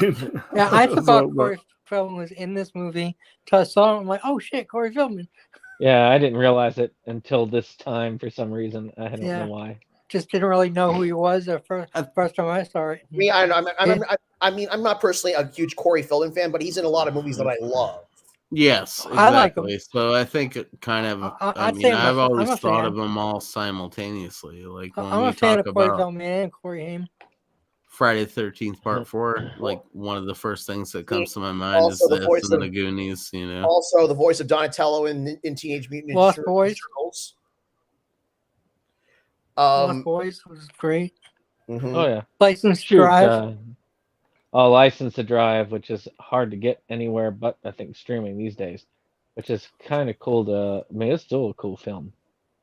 Yeah. Yeah. Also, I think it was Heather Graham's first movie too. Anyway, so we got all these new little mogwai who are a lot more hyper than Gizmo, and they're all evil. Yep, they're a lot more mischievous. And Pete ends up. And at one point in time. Yep. Oh, go ahead, Dave. I was going to say at one point in time when you had the whole litter of them after that first what is it, hatching before they became those bigger gremlin creatures. Well, they go into kind like of reminded me of like stage. Japanese anime high school girls when they were like screaming or whatever. Maybe you kinky bird, you. It's I don't really see that, but okay. The pod people thing that they did with like that was very good. It's so gross, like, and they find them up. I mean, just everything about the way that they execute that part of them. Well, and you notice like they did the pod people into those. Yeah. And you notice they were playing pod people as Gizmo was watching it when they were doing the chicken scene, which is there. That I don't know what it is about that, but it always freaks me out. There's two scenes in this film that freak me out more than anything else, and I don't know why. One is when they're in the cocoons and they're starting to hatch. And the other is when is the pool thing at the YMCA. Yes. I was hoping someone would mention that. They recently announced that there are NECA figures of the cocoons being made. Nice. The gremlin that they gave the scientist, you guys say you blame Billy. That scientist knew the rules, and he left the sandwich right there and shut off the light and left. He left the sandwich right the hell. Yeah, but if you were like a scientist, that's 1,000% his fault. There is no excuse for that. None. You're gonna think there's something to it. You didn't get told that shit by like a dope Chinese guy. Billy didn't get told that shit by a dope Chinese guy either. He got told by his dad. His dad, which is somebody that makes him want to believe it. The doctor got told that shit by somebody. Not necessarily. He knows his dad kind of is a silly guy. Makes these silly. Brought him a weird creature, and this kid's like, "Oh, there's these rules," and then he's like, "Oh, okay, yeah, that makes sense." Scientists should have known better. Yeah, actually. Anyway, good. So Billy and Pete take one of these new Mogwai to a local school teacher, Mr. Hansen. Well, there we are. And who performs experiments on this gremlin. What do we think? And of course he ends up eating a snack on one of after Mr. Hansen's experiments, it turns into a cocoon. And which hatches and kills him. What do we think of Mr. Hansen? Also, he got hit. He got stabbed with a needle in his ass, which I thought was revenge for the blood draw. Which I wish that we could have seen more about what he discovered. Or about the gremlin's blood, because it's kind of interesting. Because if you notice, the gremlin's blood is green and the Mogwai blood is red. Oh, I didn't notice that. True. Gizmo's blood was red. Well, because when they take the blood of that one Mogwai, of course he's still a Mogwai, hasn't changed the gremlin at the time, and it's red. You can actually see that, which is. I just think it's interesting how they changed that. Like it's changed even down to the blood color. I think it's interesting how physiology is completely different. I think it's interesting how much of this movie, like people like me and Forrest, probably take for granted. And just have never noticed because we grew up seeing it. Yeah, we're just used to seeing these gremlins getting shredded. Yeah, so I've never even thought about the whole difference in color between the blood and stuff. Yeah, I never thought about it either, but that is interesting. That's dope. I think it comes from watching it multiple times, because if you're seeing it a lot of times, unless if you're watching it, especially if you watch it again with like a little bit more attention to it, which happens like when I'm watching it for this show, I notice things that I hadn't noticed before, because I don't have to look at the stuff that's in that you originally see when you first watch it. You can look at the details. Right, you're just trying to enjoy it when you first watch it for a few times. You just enjoying the movie. I've been watching Gremlins for I noticed it was like different too. Almost 30 years. I thought that was just. I noticed the blood was different too. I figured that kind of went along with them changing. Everything changed, but I noticed it. Maybe that comes with watching like copies on better and better like also versions of them where we can see what's happening. Anyways, sorry, Dustin. Go ahead. I was gonna say because they're not mammal-like after they become after they transform. No, they're more reptilian. So it makes sense that their blood color would change. It's like they change species. Yeah, like pretty much. Yeah, like their internal anatomy would be. I mean, would be completely different. Of course, we're talking about a magical creature here. Well, theoretically, though, the creature could. You know what I mean. You know what I mean. Yeah.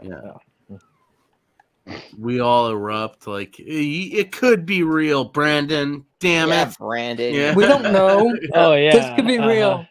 Sure. That's why I told them to bring flashlights to go visit that town. hey, it could be related to the leprechaun from the Leprechaun movies. They have That's the green right. blood. Yeah. Totally. You trying to say he's not real too? He wants his gold. Yeah. Poor guy just wants his gold back. Pretty sure Warwick Davis is still out there, bro. Warwick Davis. Are you talking about he walks?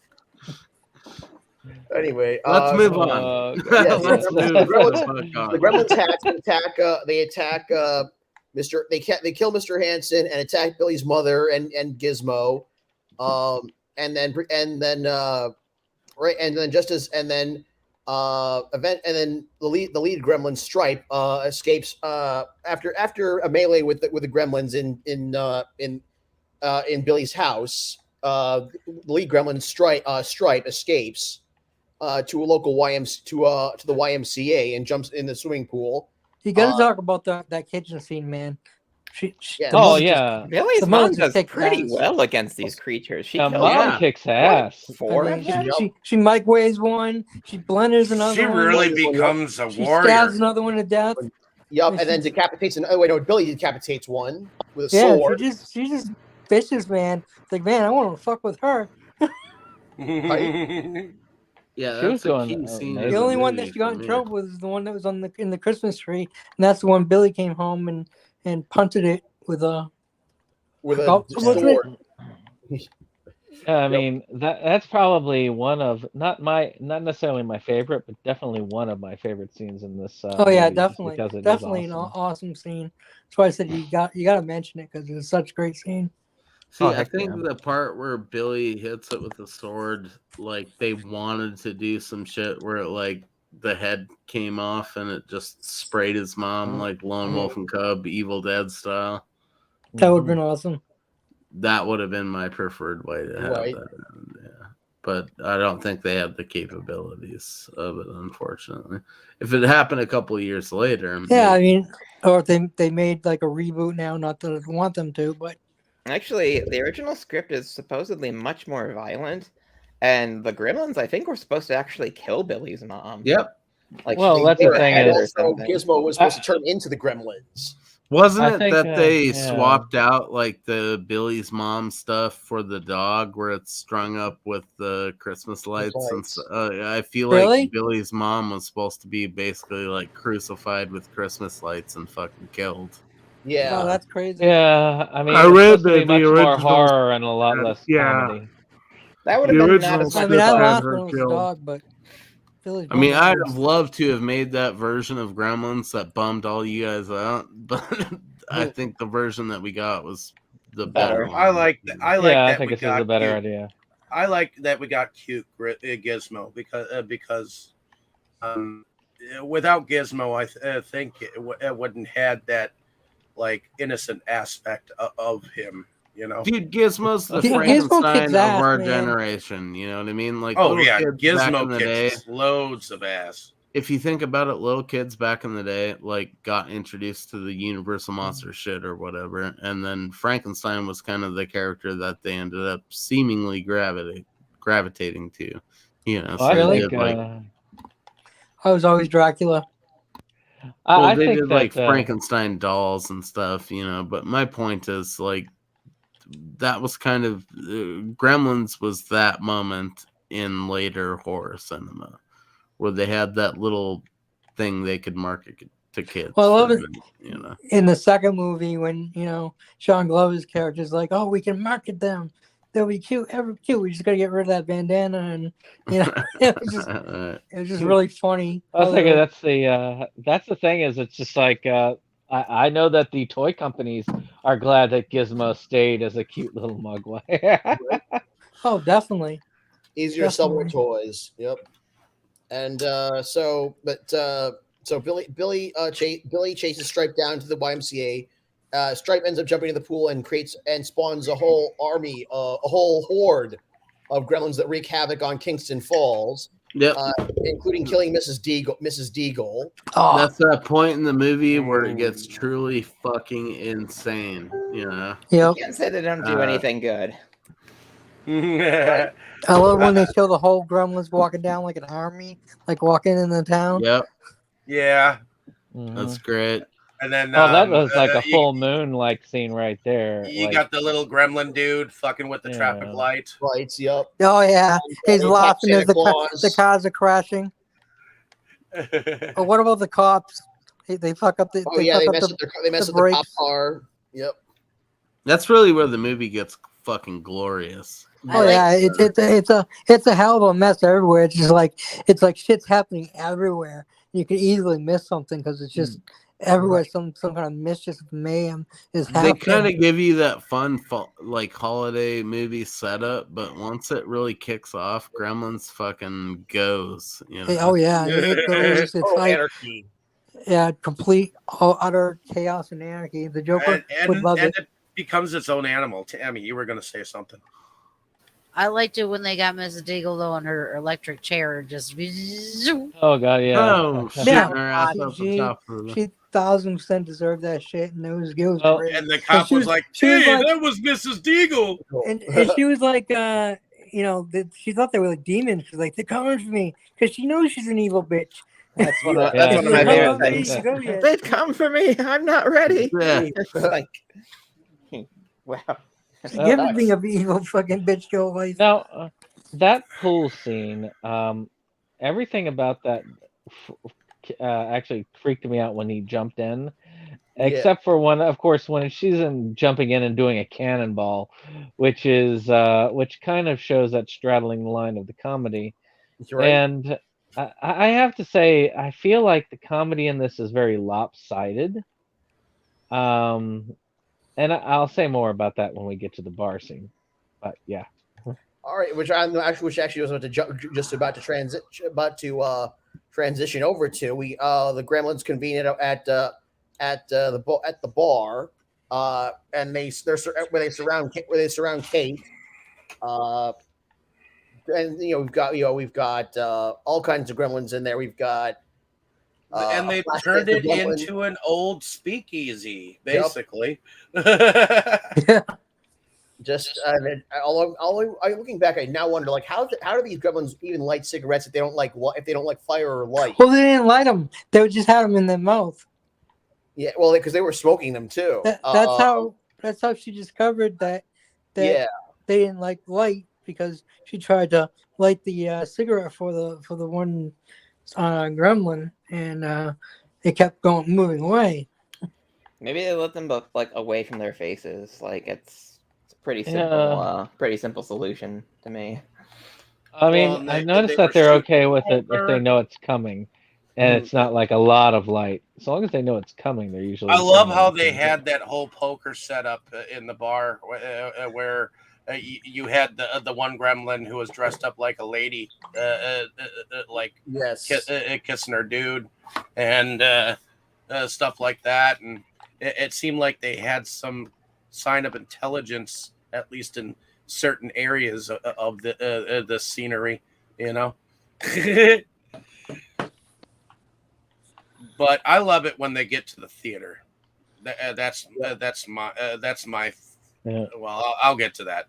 I mean, the bar scene, I had one issue with the bar scene, and don't get me wrong, it's one of my favorite scenes in the movie, because to me, it showed me that it wasn't, as a kid, it showed me, okay, this is what the appeal is for me, because as a kid, I did not like horror at all. I hated horror as a kid. So looking at this as, oh, okay, they're funny. But I felt like, I really did feel like it was a hard line for them to straddle because they either were all funny or all Some of them horror. were perverted and sick. And they did like lots of little vignettes and scenes with them just mimicking pop culture and stuff like that. And it was just a lot of little comedy vignettes with the Gremlins in it. And it was cute, but I felt like I don't know. I just Dragged. Yeah, well, I just didn't feel like it belonged in this movie. But again, I just feel like it's lopsided when it comes to straddling the line. Imagine if this was a Muppet movie. I feel like they were able to fit that. But if it was a Muppet movie, you wouldn't have the horror aspects of it. I feel like they were able Yes, to you fit would. that type of stuff in better in the next movie. You know. Well, the next movie skews much more comedy than it does Yeah. horror. Oh, The next definitely. movie is basically an anti-sequel. Like it's anti-art. Yeah. Yep. If we'd pretty had well. a section in the first Gremlins movie where they went and took over like a local cable station or cable access station and we're broadcasting their own shit, some of the stuff that makes less sense in this movie would make a lot more sense. And again, I think a lot of that was used to better effect in the second film. I disagree. I don't think anything makes sense. Anything doesn't make sense. I think everything makes sense. like I say, it's more for me, it's just a balancing issue. I don't think that it was a terrible scene. I don't really think it was that the movie is a bad movie by any means, far from it. But as far as straddling the line between comedy and horror, it's hard. It's a hard thing for people to do, and I don't I think think that they were trying successful. trying to shock you as much as they could in a family-driven film. And that's what I'm getting at. Like, I think if they had like a second unit shooting news coverage type stuff of it that they broadcast intermittently throughout the movie, that could have allowed them to get in some of the more wacky stuff. You know what I mean? I mean, if not for the bar scene, we wouldn't have the New York Flasher in there, you know? So. Like I say, I Although enjoyed I it have to enough, admit- but it was there, yeah. I have to admit, this is probably the part of the film that I was thinking about when I said it becomes kind of a hot mess. Because it really does. It almost feels like they were trying to cram as much craziness in as they could. And it's not entirely a bad thing. It is entertaining. But it does get to a point where I'm kind of like, I think they could probably cut a bit here. You know? But there were some really fun moments, and yes, the Flasher was one of them. Well, and I think at that moment would have been a good time to put in like this is the local news, you know, these motherfuckers, you know what I mean? Like, and we kind of get that up with the radio guy, Rockin' Ricky Rialto. What do we think about Rockin' Ricky Rialto? He's played by Don. Oh my god, I love that little like throwaway gag. Hey, are those some Rockin' Ricky fans? Crash gremlin noises. You're not Rockin' Ricky fans? Oh my god. It's like, well, that's and you just kind of dismiss it like, well, he's dead. That's like that moment in Jumanji when the monkeys get on the police radio and you hear you know, and although Rockin' Rialto survives along with, we find out that Rockin' Ricky Rialto survives along with the Futtermans. Right. Yeah, I love like his little broadcast at the very end. For the most It's part, a rough night for Rockin' Ricky, but he's still on the. Actually, I felt like I did skip over the scene where the Gremlins bulldoze Mr. Futterman's house. Yeah, that's it reminded me a lot of excellent. 1941. I think that was the movie name where they do that. Yes. I used to rewind that scene when I was little just because I love like the Gremlins like facial expressions. Well, remember he had been talking about Gremlins, so when he got bulldozed, he was like, "I told you there was Gremlins. I told you. Look at this Gremlins in my cab." Oh. Yeah, I love Futterman when he was drunk. He's like, "They put Gremlins in everything." I love imagining too, like World War II with those little fucking Mogwai bastards, like in their shit. Yeah. Actually, backtracking. I just want to backtrack a bit because we got Mr. That part segues to a moment where Billy and Kate are walking home, and Kate talks about why she doesn't, mentions she doesn't celebrate Christmas. Oh God, here we are. Yeah. Oh, good God, that thing. Not quite yet. That's maybe the low point of the movie. She only mentions she doesn't like it. She doesn't say why yet. Well, like when she mentions how Christmas tends to be, how the holidays tend to be a very depressing time for a lot of people. They are, but and oh God, for her, it's even more depressing than most. Yeah, it's one of the most depressing series of dialogue in horror movie history. Is that story that she tells right there?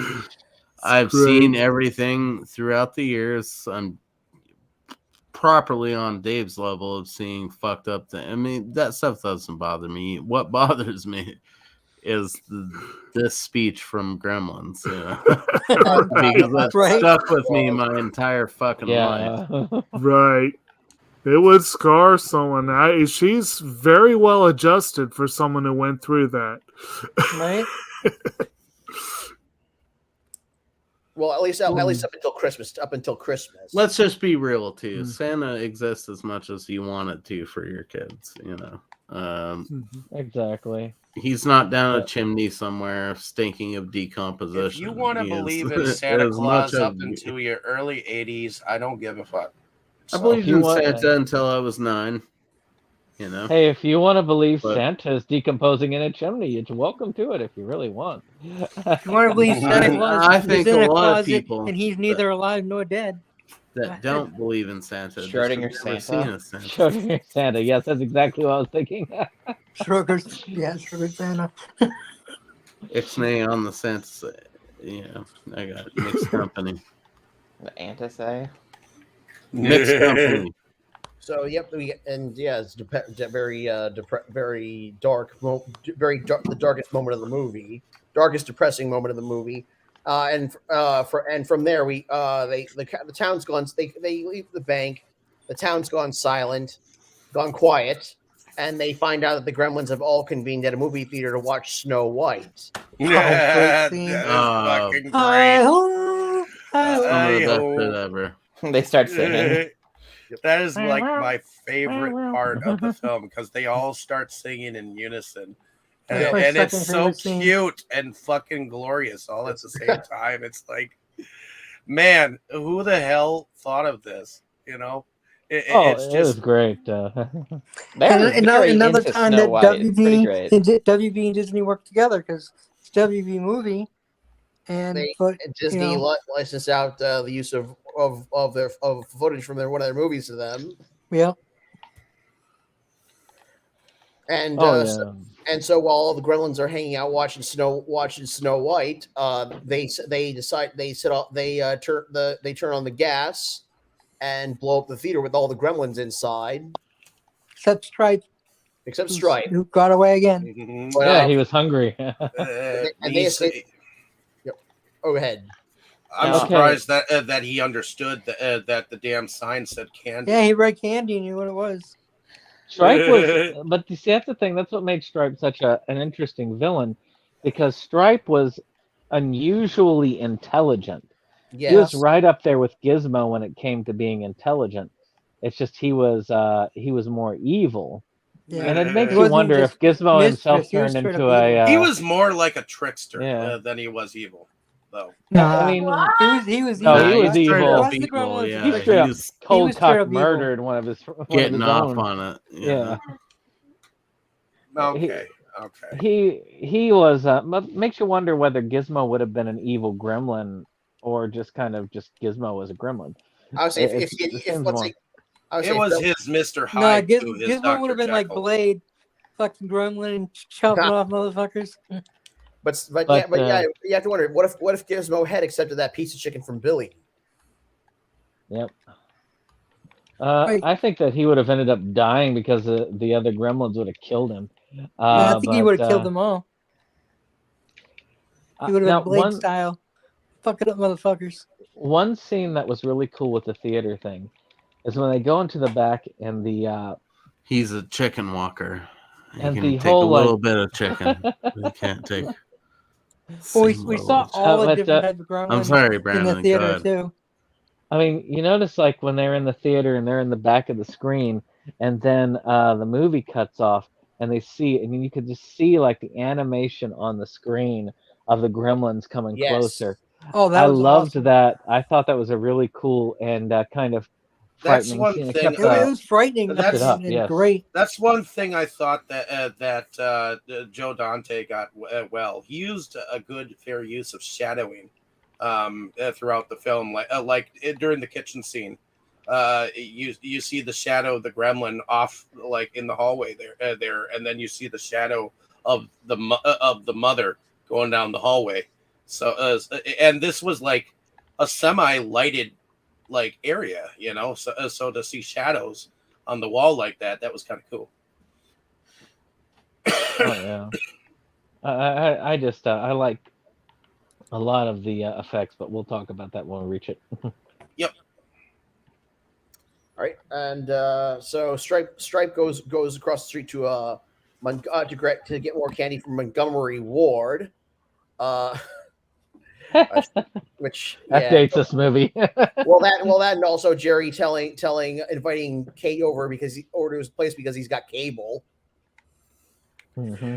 Uh, I like how quick she shuts him down in that scene too. Yeah, you haven't seen my new apartment. Oh, I haven't seen your your one old yet either. Yes, that was great. Yeah. She's just like, I am not interested. Go the fuck away. You're right, but man, Montgomery Ward. I don't even wait. When did they go out of business? Because I don't remember one existing. I don't ever remember ever going to one in my entire life. I think they went out of business in the 90s, if I recall correctly. Yeah, I'm just checking right now. Just okay, so they went. I out of never business. heard, right. they didn't have any around here, Massachusetts. I never heard of it. Yeah, because I grew up in upstate New York and I didn't see any of them around there. But they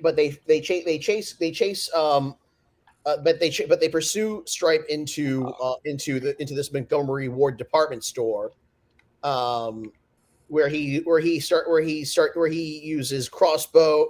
He attacks Billy with crossbows and a chainsaw. And Billy got a baseball bat. Billy with a baseball bat. You've got Gizmo riding around in a Barbie car. Oh, that was awesome. Oh, great scene, especially for kids. When I was Yes. a kid. I That was loved it just as so a kid. freaking awesome. Oh my god! I mean, it's. I still love it as an adult, but I remember seeing it in the theaters Oh as a yeah, kid, and just absolutely I- loving that. I agree. It's It's very weird fun as an how adult, but you're people right. As a like kid, that- it's just amazing, even more amazing. Yeah, Like that stigma back then too was still in place, where it was like a Barbie car, but Gizmo made it awesome. Oh yeah, Exactly. and he drove that hot pink car, fucking like a race car. Mhm. We saw him when he first started seeing TV. He saw racing, and he's like sitting there going, and acting like he's driving. So right from the beginning, he that's how he learned how to drive, just from watching racing. Yep. And Stripe Around the is same time- actually scary, like in these scenes, like when he's got the chainsaw. Like I like how they gave my him God, weapons that were like sized for him to use, like realistically. Oh, nice for him, but also like very deadly too. Oh, super! well, he's pissed off. I mean, everything that he's worked for is screwed up. Stripe is the least gremlin-like gremlin that there is in that, because he actually has an agenda. He's not this ADHD. He's got a little bit of Right. it, but he's probably the most grounded. He That's knows why what I he say wants. he's He's straight got up the evil. agenda. And He's the just rest are evil, mischievous, yeah. 'cause he knows what he's doing. He's not like- just trying to cause mischief. He's trying to kill motherfuckers. Like Oh the yeah. other gremlins He's- just laugh their asses off. I was gonna say he's It's kind of like funny. he's kind of like the Joker, in that he just wants to watch the world burn. Except he doesn't laugh. He does laugh a few times. Are you sure? Oh yeah, I've seen Stripe laugh. Yeah. I don't remember him laughing. I remember all the other ones. He's like all about like, I'm gonna kill this dude Yeah, he's right all now. I'm gonna. He Freaking laughs. awesome. He laughs when he sticks his finger in the fountain. Oh yeah, he he's does like, laugh a little bit there. He's like, I've won. Like I've won. We're back again, and yeah, that fountain looked awesome. As a side note, that was a really cool looking fountain. So another thing I like about like that kind of finale with Stripe is when the theater does blow up, he's just coming out of that department store with just armfuls of candy, like just looking very satisfied. Yeah. Like he keeps it with him when he's going through the store running. Well, when he sees the theater blow up, he looks so genuinely surprised. Like, what? Yeah. Like, I feel like we were kind of billing it as, oh, he survived that because he's so brilliant, and it's like, no, it was a complete accident. He would have gone up in flames too. Like I say, he survived it because he was hungry and they ate all the food. Lucky for him that he was hungry. He saw the candy at the department store, and all the food at the movie theater was gone. Because he's like sniffing around trying to find a kernel of popcorn or something. So I just always thought that was really fun. Like they almost get the monsters, but then just this little like almost trivial thing like causes all this trouble. Hey, hunger is not trivial. If only he had a Snickers, he'd have been like right there in the theater. Yeah. Exactly. So it's dawn. So now it's dawn. Mr. Billy's father arrives with the dog just in time. And meanwhile, while Stripe has dipped his finger in the fountain at the store, the department store. Stripe has also found a gun and is shooting at Billy too. That's yeah. Well, you see, that's the hubris issue because even though Stripe knew he had what he wanted, he let his need for vengeance basically screw him over at the end because he wasted time just trying to kill Billy first. Oh yeah, totally. Because he's like, I'm gonna revel in this stuff. I don't think. Well, he didn't know the fountain was there, but he was trying to find water. Is what I think he was looking for water. But even when he found it, he paused in order to basically take some shots at Billy. He definitely totally, was like. I mean, he was smart, but that's where he let his emotions take over. Guard down. His need for revenge take over first, just like any good villain. Yeah, I guess it was the Gremlin equivalent of monologuing, right? Right. There you go. He did like pause and cackle a few times, like between gunfire shots, between rounds of gunfire. If he could talk, he probably would explain his whole evil plan too. Well, we had the brain gremlin for that in part 2. Oh yeah, that was awesome. I love that. That was probably one of my favorite gremlins. It's just such a great moment. Yep. Totally. When they were singing "I Love New York." And so Gizmo drives his car into I think it was the gardening department. Or he crashes his car, but manages to open up the skylight, killing Stripe, making him melting him. And Gizmo fell safely to the ground where he was covered. I mean, just smack his poor little head, but. And they had that jump scare at the end of it. Yeah, when he hit the shovel and went flying, that was awesome. That was one of my favorites. Well, what about when the skeleton popped out of the fountain? Exactly, that's what I think about. Oh yeah, that was great. That was reminding me of like vampire movies when you stab him in the heart and pop back up like in Salem's Lot. I kept having the bubbling like an additional one might just jump out, but it did look like one might pop out. And all right, so Stripe is just all the gremlins are destroyed. Stripe is gone for good. Definitively, our heroes are at home watching the news, seeing all the damage and chaos caused by the gremlins, and just as Billy's mother's about to go make some soup for Gizmo, Mr. Wing shows up. I'm in the house and you knock. Coming to collect Gizmo. They give him some almost magical properties in this, so he might have just like magicked into the house. I feel like I don't know. I feel like Kingston Falls is one of those towns where people don't need to lock their doors. Yeah. Well, you'd think after this incident they would have locked their doors. Knock out of politeness, you know. Oh, I'd have been locking my door after that whole thing came through. Oh no shit.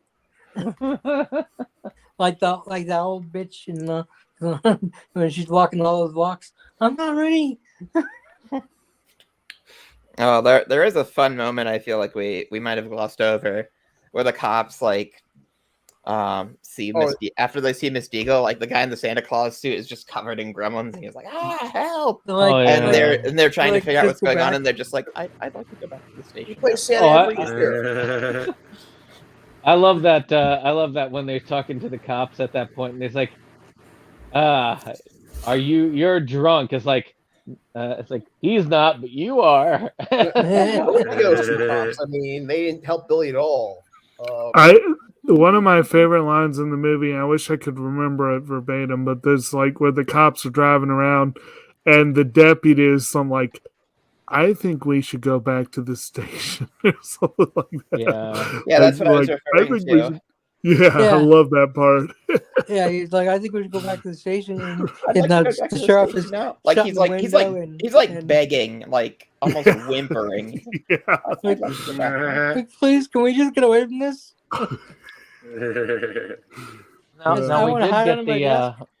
We did get past that point where she does tell the story about her father dressing up as Santa Claus to surprise him, and then never showing up because he got stuck in the chimney. I gotta wonder about the father's own thought process there, but it's still... Yeah, I was thinking, was he drunk? Probably, but still, that's like, my god! I doubt it. That's a really messed up story. So how big is the chimney? I mean, darn. Yeah, I was thinking he got stuck because I forgot he broke his neck and think maybe he got stuck, but. Yeah, and also the scene. She also said that they thought it was a cat or rodent that they were going to pull out, and instead they pulled out her dead father. How are you laughing at that? I don't know, because if you don't laugh, impossible. That's a good point, I guess. Still so messed up, though. Well, I guess we lost Mo for a moment. I was sick sense of humor. Well, hopefully we get him back. But Mr. Wing shows up to collect Gizmo, and he scolds the Peltzers for their mishandling of Gizmo and the Mogwai. In general, yeah. And what do we do? But I love when Gizmo says he wants to say something to you, and he's just like, "Bye, Billy." That was cute. It was. Mm-hmm. When I was young, I used to do his singing. I used to mock that, and I used to do Stripe's voice and stuff. Yeah, I was pretty good at it too. We did get a pretty tender moment with Mr. Wing kind of chastising them. It's like, you've done with the Mogwai what your society has done with all of nature's gifts, and it's like, I mean, he's right, you know. And like, you know, Gizmo says, you know, his only like English words, like, bye, Billy. And Mr. Wing kind of softens at that. It's like, perhaps someday you will be ready. Oh, yeah. And we know that they can talk because Stripe actually was the first to do it. Yep. But still, that's... They know. One of the others. They can't do a lot, but they can do. They can do until the second movie when they had the talk show host Gremlin. Well, he drank brain juice, so you know. Like, they're smart, but they need something extra to be able to like fully talk. Right. Alrighty. Well, I think Gizmo is kind of the silent, tough type, anyways. You know, I think he could talk before he just did it. once he learned, because he started watching TV right away, so I'm sure he probably learned English right away. And Mr. Wing wasn't too fond of Gizmo watching television. Oh no, I love how he worst invention. I knew old people that used to say that, that you talk just like that.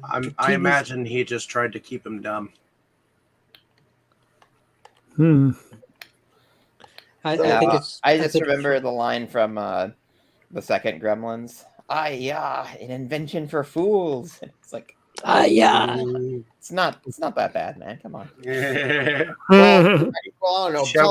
Television in the early '90s wasn't what it is now. So, shall we get into production? Yeah, sure. Well, favorite scenes. Production is always first. We'll do that next. Yeah. Okay. Scenes are like the end of it. I know the production. They did some interesting stuff here. I know I will say they did a hell of a job turning an LA backlot into upstate New York in the winter. Because they could. Now I'm like, because now I look and watch it. I'm like, wow, how do they make it make Southern California look so wintry? So for me, I will give them credit for production as far as production value. It was filmed in New York. In California. Yeah, it was all. It was all at the Universal Studio at all Universal Studios. Wow, that was a good job then. Yeah. Yeah. I think the neat thing about the production and the special effects of these creature designs, I mean, you've got facial expressions on these gremlins, not just definitely. on the puppets, but on the mutations that they become, and it's kind of cool because it gives them character and it gives each of these gremlins a way to remember them by, Yeah, I mean, even Gizmo had a lot of facial expressions and little. The Gremlins themselves don't really necessarily have names, but right off the bat, you see their personality, so you can name them. You can name each individual. They're not just a bunch of little monsters. They're a bunch of little monsters, but with different personalities. I mean, like in the second one, that one that kind of looked like Gizmo, but his eyes were like super goofy and all over the place, and he just laughing his ass off every few seconds. he was high all the time. Yeah, it's like he's got the lazy eyes, but they just go all over the place with his pink foot. Like Gizmo's expressions were great, like when he was pretending he was a race car driver, he's going right. Exactly. And then when he pouted and he had that pout look, and or when he was scared or worried. He really had expressions. One thing that I do think this movie is a good example of the phrase necessity's mother of invention. My understanding is that one of the reasons that they made the rules the way they did, like the no bright lights and the no bright lights, it made it easier for them to use technology that looked a bit wonky because it wasn't under bright lights. It gave them a little more freedom of action. What were the three rules again? What were the three rules again? Light hurts them. Sun will kill them. Don't get any water on them, and don't get them at midnight. Right. Well, aren't those the same for a vampire? I mean, you've got. I was thinking that. Similar. I mean, you've got old school vampires. You couldn't throw sunlight on them. Well, running water would kill vampires. But holy water, just any water. It was running water, like rivers. There's a lot of rules that have shown up over the years. I think the sunlight killing them is the closest. They couldn't cross running water. Yes. Yeah. Some of them are really interesting that you don't see very often. Like the one where vampires, if they see a pattern, then it stops them in their tracks because they're OCD and they have to count it. That's something you don't see very often, but I've seen that. What was that from? I can't remember what's They from. did that in an episode of X-Files. Like a vampire's about to Right. attack Mulder, and he like kicks some stuff on the Right. floor. Sounds And like the something vampire's weird like, X-Files "Damn would it! Look do. what you did! You're in big And trouble then when I'm done with this." And then the whole, you have to invite them in and that sort of thing. But like, that's usually a universal rule. but I So do like also- the idea of applying this to vampires. Don't feed them after midnight. I like that as a vampire Yes. rule.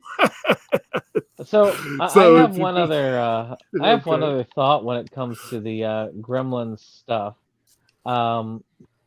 That is a side note.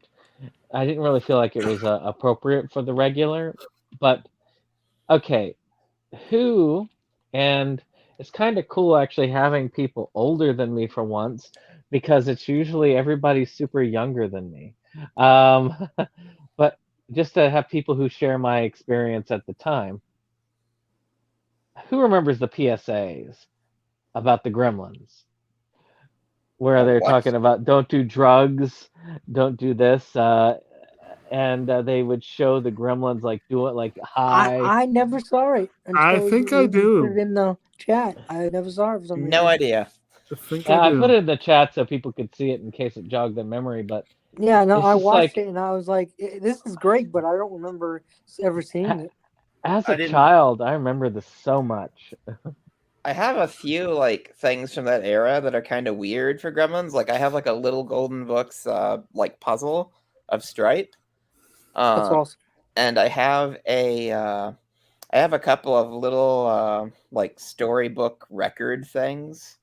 Oh yeah, It's like I mean, a that 40. I had as a child. It's like I think I have all of them except the first one. Like if Shout Factory ever covers Gremlins, they need to put those PSAs as like extras or something. The like that, you know? PSAs were. I loved the PSAs. I don't know what it is about those. It was so cool, and of them doing it like just the guy saying the rules, except it's do never use drugs, never go out after. It's just like wow. Yeah, it was great. The only PSA I really remember is the Star Wars one with Atu and C-3PO for smoking. Well, everybody had like all of them back in the 80s, because back then you couldn't have a property that you marketed to children unless you did something to pretend that it was educational. Right. So there were almost always PSAs or something. You'd always have the PSAs at the end of G.I. Joe, Transformers, Yep. freaking Sailor Moon. He-Man and the Masters of the Universe after the show. But that's the thing, is so you would always have these. I mean, Pee Wee Herman, that one about him talking about crack is What the Crack fuck? is whack. Crack is whack. I can just imagine it. That's what it is in my head. I don't know what it actually is. Well, hell, and we've talked several times about the cartoon All Stars to the Rescue. That was basically an extended PSA. I mean, I loved that because it was great seeing them all together. And I Right. watched it dozens of times just to see them together. I don't think I ever figured out what it was actually about. It's like, what are drugs? Oh, that's not important. Pretty much my exact reaction to it. right. It's been so long since I saw it. Alrighty. Shall we talk about the music, or did we talk about it already? Oh, we the haven't, music which was is No, we crazy. haven't surprising. really talked about it. Excellent. This music bangs. It's so good. Yeah. Who can't remember that Gremlins theme? I was singing that for all night long after watching The movie. Gremlins Rag is what I think is what it's called. Gremlins It's so Rag. good. Uh-huh. Yeah. All right, that's enough. That's the music that I will always remember. Gizmo whistling that, especially Right. moving his head in that cute way. Right. Okay, quit trying. Okay. It's getting annoying. Yeah. So that's about as close as you're going to get to it right there. But Right. He's really good at it. Can't do That it was no my more. toy. Oh. Ah. see, there you go. See, well, that's why it's close. But that Gremlins theme is just, it will stick in your head. And Mhm. even if you've only watched the movie once, you will always remember the darn theme. Well, at least for a while. At least for a little But- while. Until you forget. Like everything. Exactly. Yeah, exactly. Until all of the other memory problems set in.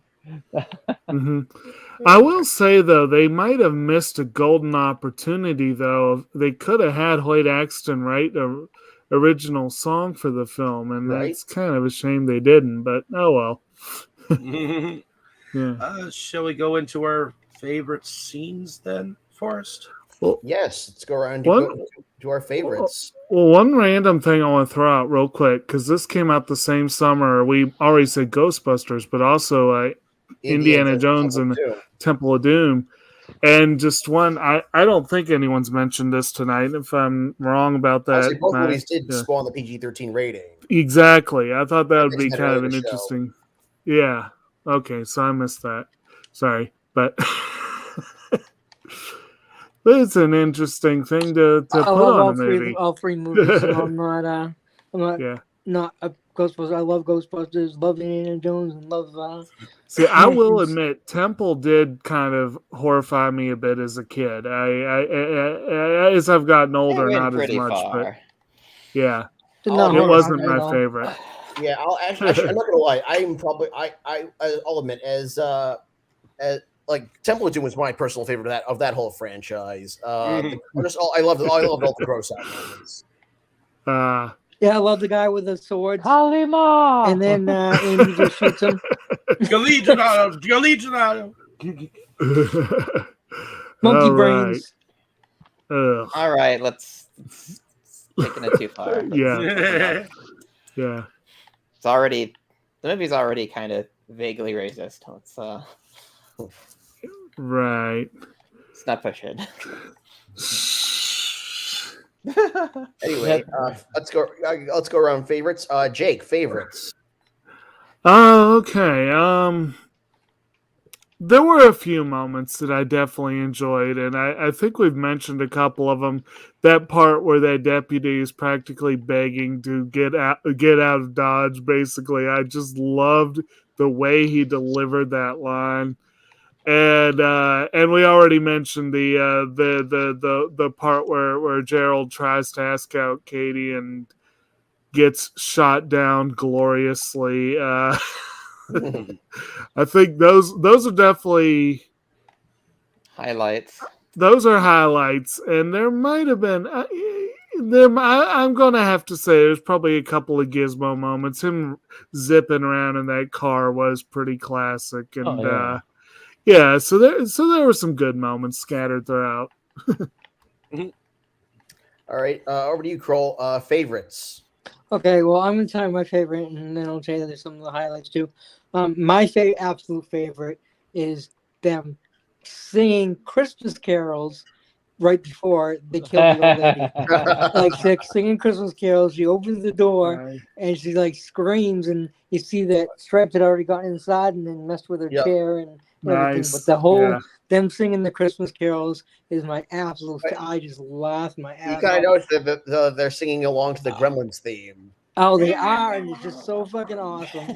And I mean, even when I saw it as a kid, I laughed, and it was just absolutely great scene. Love it so much. And then, mentions is them in the theater singing Snow White, I-Ho was definitely an awesome moment. And of course, Gizmo in the car. Flying around, that was awesome, and the mother in the kitchen. Mm-hmm. Just have to mention that she just kicked so much ass. And over to you, Dustin. Favorites? Oh boy, it's honestly still difficult to pick a favorite with this because I just love it so much. I think I've already mentioned like 4 or 5 different favorites. Like there's the snow plow, there's trashing the bar, there's the chase in the department store, there's I would like to go home now. There's just so much. So I mean, I'm going to kind of break protocol and just say the whole movie is my favorite scene. I don't know if I can actually do that, but it is one of those movies. Like it is just so awesome. I'll allow it. Like Star Wars. What about you, Brandon? Favorites? So, to me, I actually like a couple of scenes. Two of them that stick out, and they're kind of even for me, is if I was to go with what I would say is the scene that feels the best, it's the scene where the mother is basically kicking ass throughout and killing off gremlins one by one. I mean, But yeah. practically she killed all but like two of the ones from the original batch not the Yep. one that was given over to the scientists, but also the scene in the bar, which I complained about because I do feel like it makes the tone uneven. Mhm. It's still a fun scene. It's still really enjoyable, and I still love watching it on its own. It's a hilarious scene.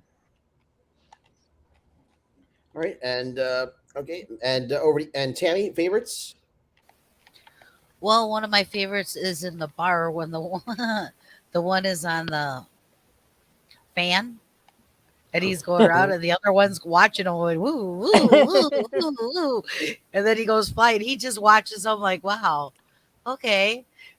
That is So funny. there was a lot of different little things that I liked in the bar, like of course the little flasher and that, but Mhm. I think my very favorite scene is the movie theater when they're singing, to Snow White. I mean, it's like That's my you second got all favorite. these creepy ass things in a movie yeah. theater watching Snow White and singing to it. Yeah. It's just You know, one thing So about that wild, like, of scene, all though, things, you know.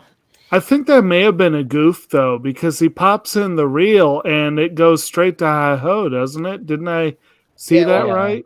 yeah. Because that's the middle of that song. And it seems really strange that the reel would start in the middle of a song. Actually, they picks up were right at playing the with the beginning. Well, reel though. considering how they were doing it. Okay. Yeah. They were Yeah. playing with Anyway. the reel and stuff before that, and then the movie stopped Yeah. and it started and it stopped and started because they were messing with it. Yeah. And then when it started up again, Yeah. they were at that. Oh, I Yeah, thought they yeah. started the Started movie with again. that reel. They were mostly just destroying the film. Yeah. But I don't know. Hmm. Not good But not good at preserving No, physical not media. good film preservation. Yeah, Although they it probably weren't all very that good with film what they probably do. helped with the explosion. Yes, it did. I guess that would have to be, those were my very favorites though. All right, and Dave, favorites? Oh, I'm gonna have to go with Krull and Tammy. I mentioned it earlier. The singing the hi ho in the theater. That's just my favorite moment. But there are actually several other moments that I really enjoyed. I loved it when the mom she put the one in the blender and blew up the one in the microwave. That was fucking awesome. And I don't know why, but I keep like thinking back to the part where in the theater there was a moment where one of the gremlins was like hanging upside down and he was looking at the empty popcorn shit, and he was like saying yummy. He was like, that was Stripe. He was just like, Yummy. yeah. He was just like, yeah. Yeah. Like, I don't know how people always like forget moments like that. Well, there's just a lot in the movie, so Yeah, it's one of those movies that there's so much going on that it really does take multiple viewings to truly watch get this it. movie 20, 30 times and probably miss something. I mean, Well, shoot, I didn't miss realize like that the blood was I different. miss little things, but I Yeah. remember dialogue almost perfectly most of the time. I mean, I think one of the best death scenes ever is the microwave. I mean, for like any movie, it's just so fucking awesome. I mean, it just reminds me of people talking about putting cats in a microwave, and she just throws this fucking gremlin. If she sprays it with Raid first, and so it packs up in the microwave, It's like and she spook it into the slams the door microwave. and fucking turns it on, and it just Oh cooks and yeah, blows up. she's already got that screw you right there, and the whole deal. Yeah. At first she just like, they start attacking her, and then she just like grabs the thing to defend herself as a shield. Get out of my kitchen. And then she just like, Right. just like stabs the crap They out of almost mocked that scene a little bit with the second movie, with that Microwave of Marge. Oh yeah, with the TV show. Except I loved that. We'll have to cover the second one eventually on the show. Definitely. Yeah, definitely. I mean, that's why I had to watch it. I mean, usually I try to just stick with the one movie when there's sequels, but okay. There are collectors all throughout here. I know a lot of you are collectors. Are there any definitive versions of the two movies? Not really. No. Not really. No. Because I've got the DVDs, but I haven't found anything worth really upgrading to. There isn't really anything worth upgrading to. Except for maybe like the first release Blu-ray, and then there's there's one called like the Diamond release Blu-ray, which has I think like one more extra interview, and it's really not worth getting. If you don't have the Blu-ray, like the 4K is pretty much the same. Like that's worth getting, in my opinion. But otherwise, like don't worry about it. I think we had already just discussed how it looks, and I think the movie for when it was done in the 80s, it looks just as good in Blu-ray than it did in DVD and VHS. I mean, they did such an awesome fucking job, and maybe it's because of the lighting thing, but they still did such an awesome job. I think it definitely needs some South Factory or Aero treatment. Right, that'd be fun. You could almost do a Criterion of it at this point because of how important it is. So it's one of those that needs like a definitive release. Shout Factory, Criterion, Vinegar Syndrome. A Vinegar Syndrome Gremlins 1 I can't really see Vinegar Syndrome getting something this high profile though. No. Still, I somewhat know the people behind Vinegar Syndrome, and I'm sure they would be. If they heard this, I'm sure they would be laughing. It's like, us Gremlins? No way. No, you got to admit though, they would probably. No, they'd probably love to do it, but at the same time, it'd be getting the rights to it would be the difficult part. Yeah, right. Shout Factory would get it though. I mean, it would probably cost millions of dollars for that license. Right. I mean, it's an Amblin. Yeah, I mean, it's an Amblin production. Spielberg. I mean, that's I would see Shout possibly. Yeah. To do it justice, you really need Criterion to do it, but Criterion probably won't touch it because it's too mainstream for freaking. It's not a stupid art movie. Well, no, I think it's more the rights issues, because it would be prohibitively expensive to keep in print. Forrest, did you do your favorites? Not yet. Okay. Okay, yeah. So for overall, a lot of this movie I have a lot of favorites in this movie just because it's a favorite of mine. But if I had to narrow it down to like, let's say one or two moments or three, I'd say definitely Mrs. Deagle getting killed. Yeah. It was much rejoicing. It is a classic. Yes. Yay. So much Schadenfreude. Wait, Schadenfreude. Schadenfreude. Yeah, so much Schadenfreude in that scene. The joke I was thinking of, it's like the Gremlins are terrible, and then they kill Miss Deagle, and it's like, well, let's hear them out. A broken clock is twice. They're not 100% terrible. So Mrs. Deagle getting killed. Give a chance. The bar scene and the movie theater scene. Or those would be my favorites. Yeah, I think the bar scene and the movie scene are probably most people's favorites, just because. I mean, really and truly, it's you don't remember the Gremlins necessarily for the horror aspects. You remember for the comedy aspects, for those over the top moments where they're doing crazy stuff, and it's not a problem it's not. There's nothing wrong with that. It's just, but it kind of shows how uneven the movie is, but. Otherwise, to me, it's not a big deal. I mean, I think they did a good job between the two, but I mean, like they definitely have opinion. They definitely have some horror thrown in there. I mean, there's that Christmas speech, and there's the, Stripe's death is pretty grody. I mean, that's. Oh yeah, like I say, that it's pretty gross. Which is that was definitely a vampire death. it has a hard time balancing the two aspects. That's the biggest issue I have with it. But I mean, it's not. But at the same time, what's funny is funny. What's scary is scary. The problem is it goes from very scary to very funny in a really a little bit of it's tonal whiplash. whiplash. Well, I think that's yeah. what makes And the that's magic of the movie. It I does mean- it, but it does it in such a great way that it still seems perfect. It doesn't seem off balance. To me, it doesn't seem off balance. To even like it's hard to do. I mean, a lot of movies would fail doing that. Going from horror to comedy like that. I want to say that a third movie, if it's done, could learn from the mistakes of the first and second film and come back even better than the others. I really don't think there was any mistakes, but hey, everyone has opinion. All right. I would like to see a third movie. This is a pretty perfect movie. I have to agree. Great. Yep. I think what they did for the follow-up, Gremlins 2, is honestly pretty brilliant because instead of I love that they went comedy. Instead of trying to match it, they went for something just completely different. An anti-sequel. Yeah, definitely. Exactly. With all the different types of gremlin. Now, I wanted to mention one thing about the second movie too is that the Bat Gremlin, when he flies out, he flies right through a Batman symbol. He makes the Batman symbol on his way out. Yeah, it's just fucking awesome. It's just...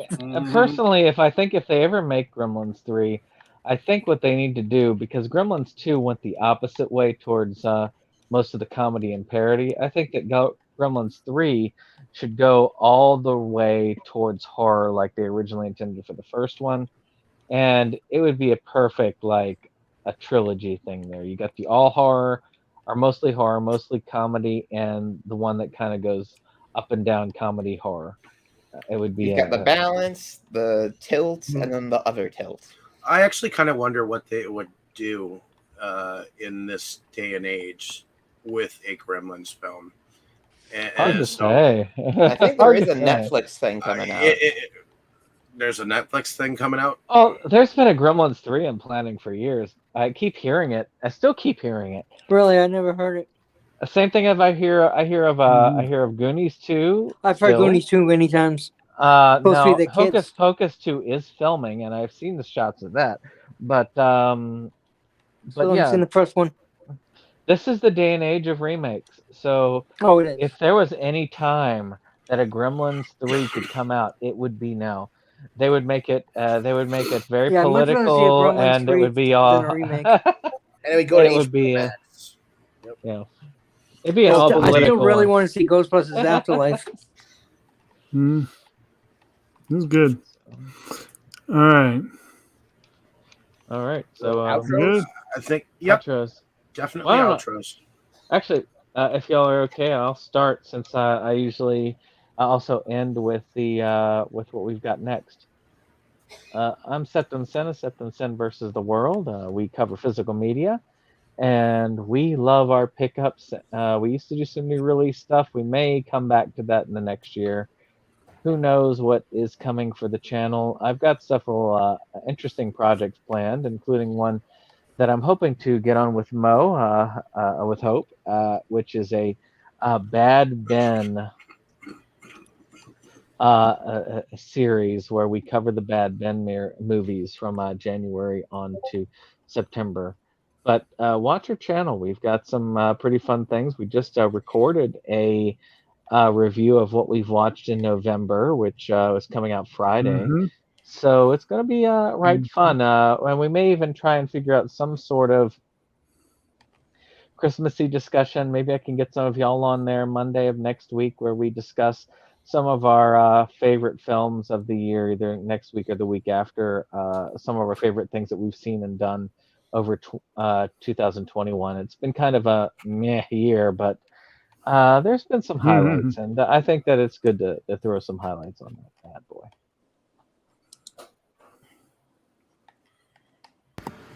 Alrighty, why don't Jake? Why don't you tell us a little bit about yourself and what you do?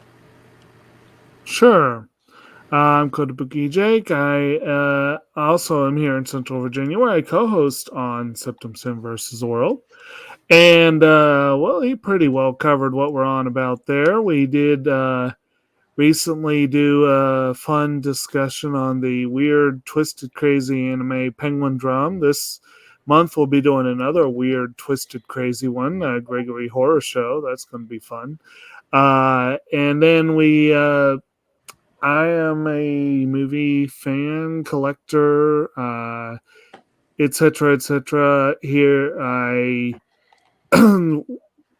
basically try to watch a lot of stuff so that I can come on with these fine folks to do all these discussions here as well. And I'm busy trying to start a small business here. I like to throw a little funding towards some Kickstarter projects. So there's a couple short films out there that will have my name at least hidden way in the back, but there. So, yeah.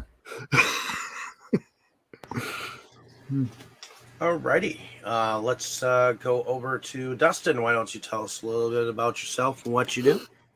Well, I collect horror movie stuff here in Milwaukee. I have a YouTube channel called The Crypt of Horrors, where I show off the incredible things I used to find back when life was good.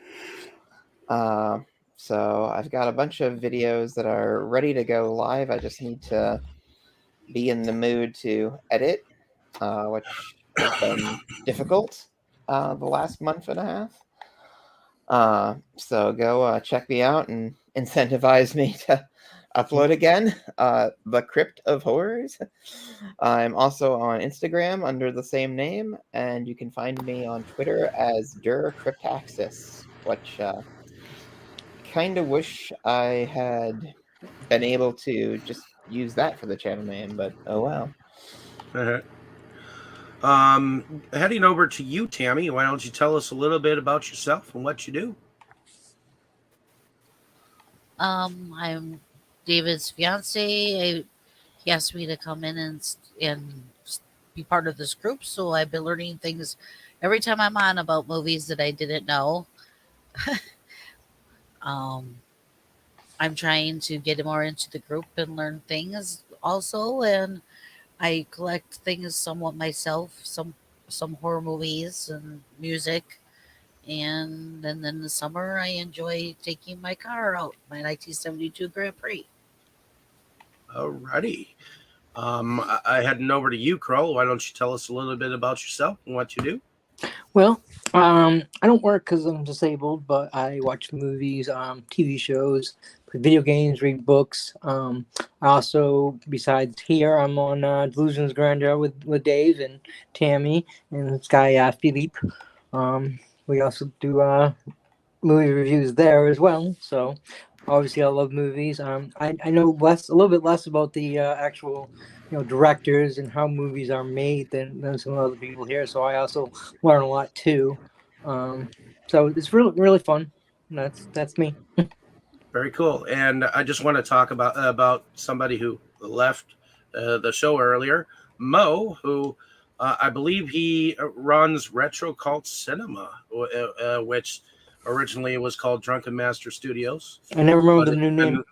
Revamped, and he's got some cool full moon stuff coming out, and some very cool independent reviews coming out. So, Forrest, why don't you tell us a little bit about yourself and what you do? All right, my name's Forrest. I'm a film producer and occasional actor based in Long Island, New York. I recently played the Toxic officially.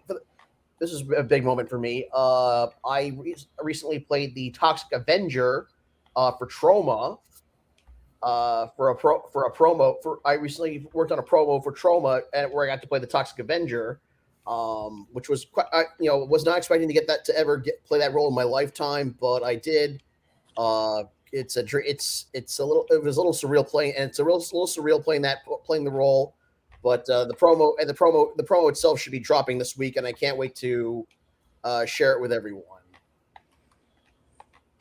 Very, very cool. And my name is David Strege. I'm one of the founding fathers of Inside Movies Galore, but I somewhat founded it with some of you guys. And you guys have been helping me take this film journey through discussing films that sometimes I never even dreamed of actually like paying more attention to.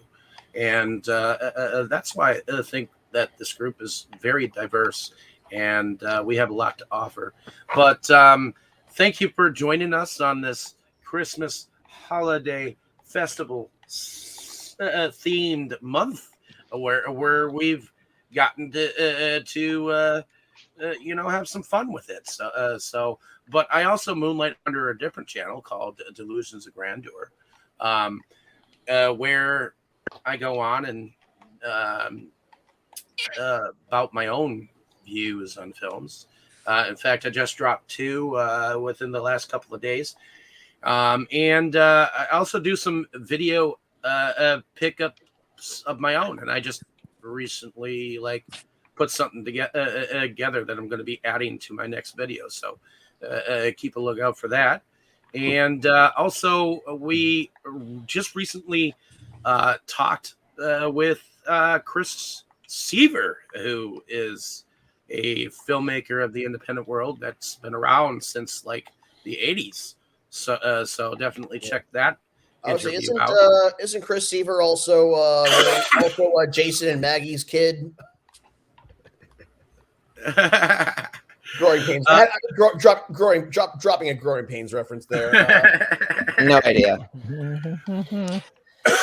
No, but he is definitely part of the trauma experience. If you wanted to check out one of his films, I believe it was Teenage Goes to Camp, or Teenage. One of his teammate films made it on a triple pack of traumas some time ago, and he's definitely been part of that atmosphere of film history. So it was neat to invite Mo on for the experience, and he got a kick out of it. So if you ever get to do George Lucas, you better invite me. Well, who knows what's in store for the future? I know. I mean, I don't want your son, but But in any case, Septum, Brandon, why don't you tell us a little bit about what's coming next? Well, we've had enough of this playing around Christmas stuff. We're about to go full on Christmas as we go right into the holidays, and we're gonna just straddle that bad boy with 2 righteous Christmas movies as we start off our right on Christmas season with It's a Wonderful Life. Nice hat, Dave. The major action horror film by one of the great directors who obviously is great for explosions and action and horror, or not, but also it is a Christmas classic that everybody watches, and if you check almost everything that has a Christmas reference to it seems to reference this film. So we will be having that nice classic next week. Definitely. Right. So make sure you figure out whether you've been naughty or nice, and we'll let you know when Santa's on his way. In any case, stay tuned for more.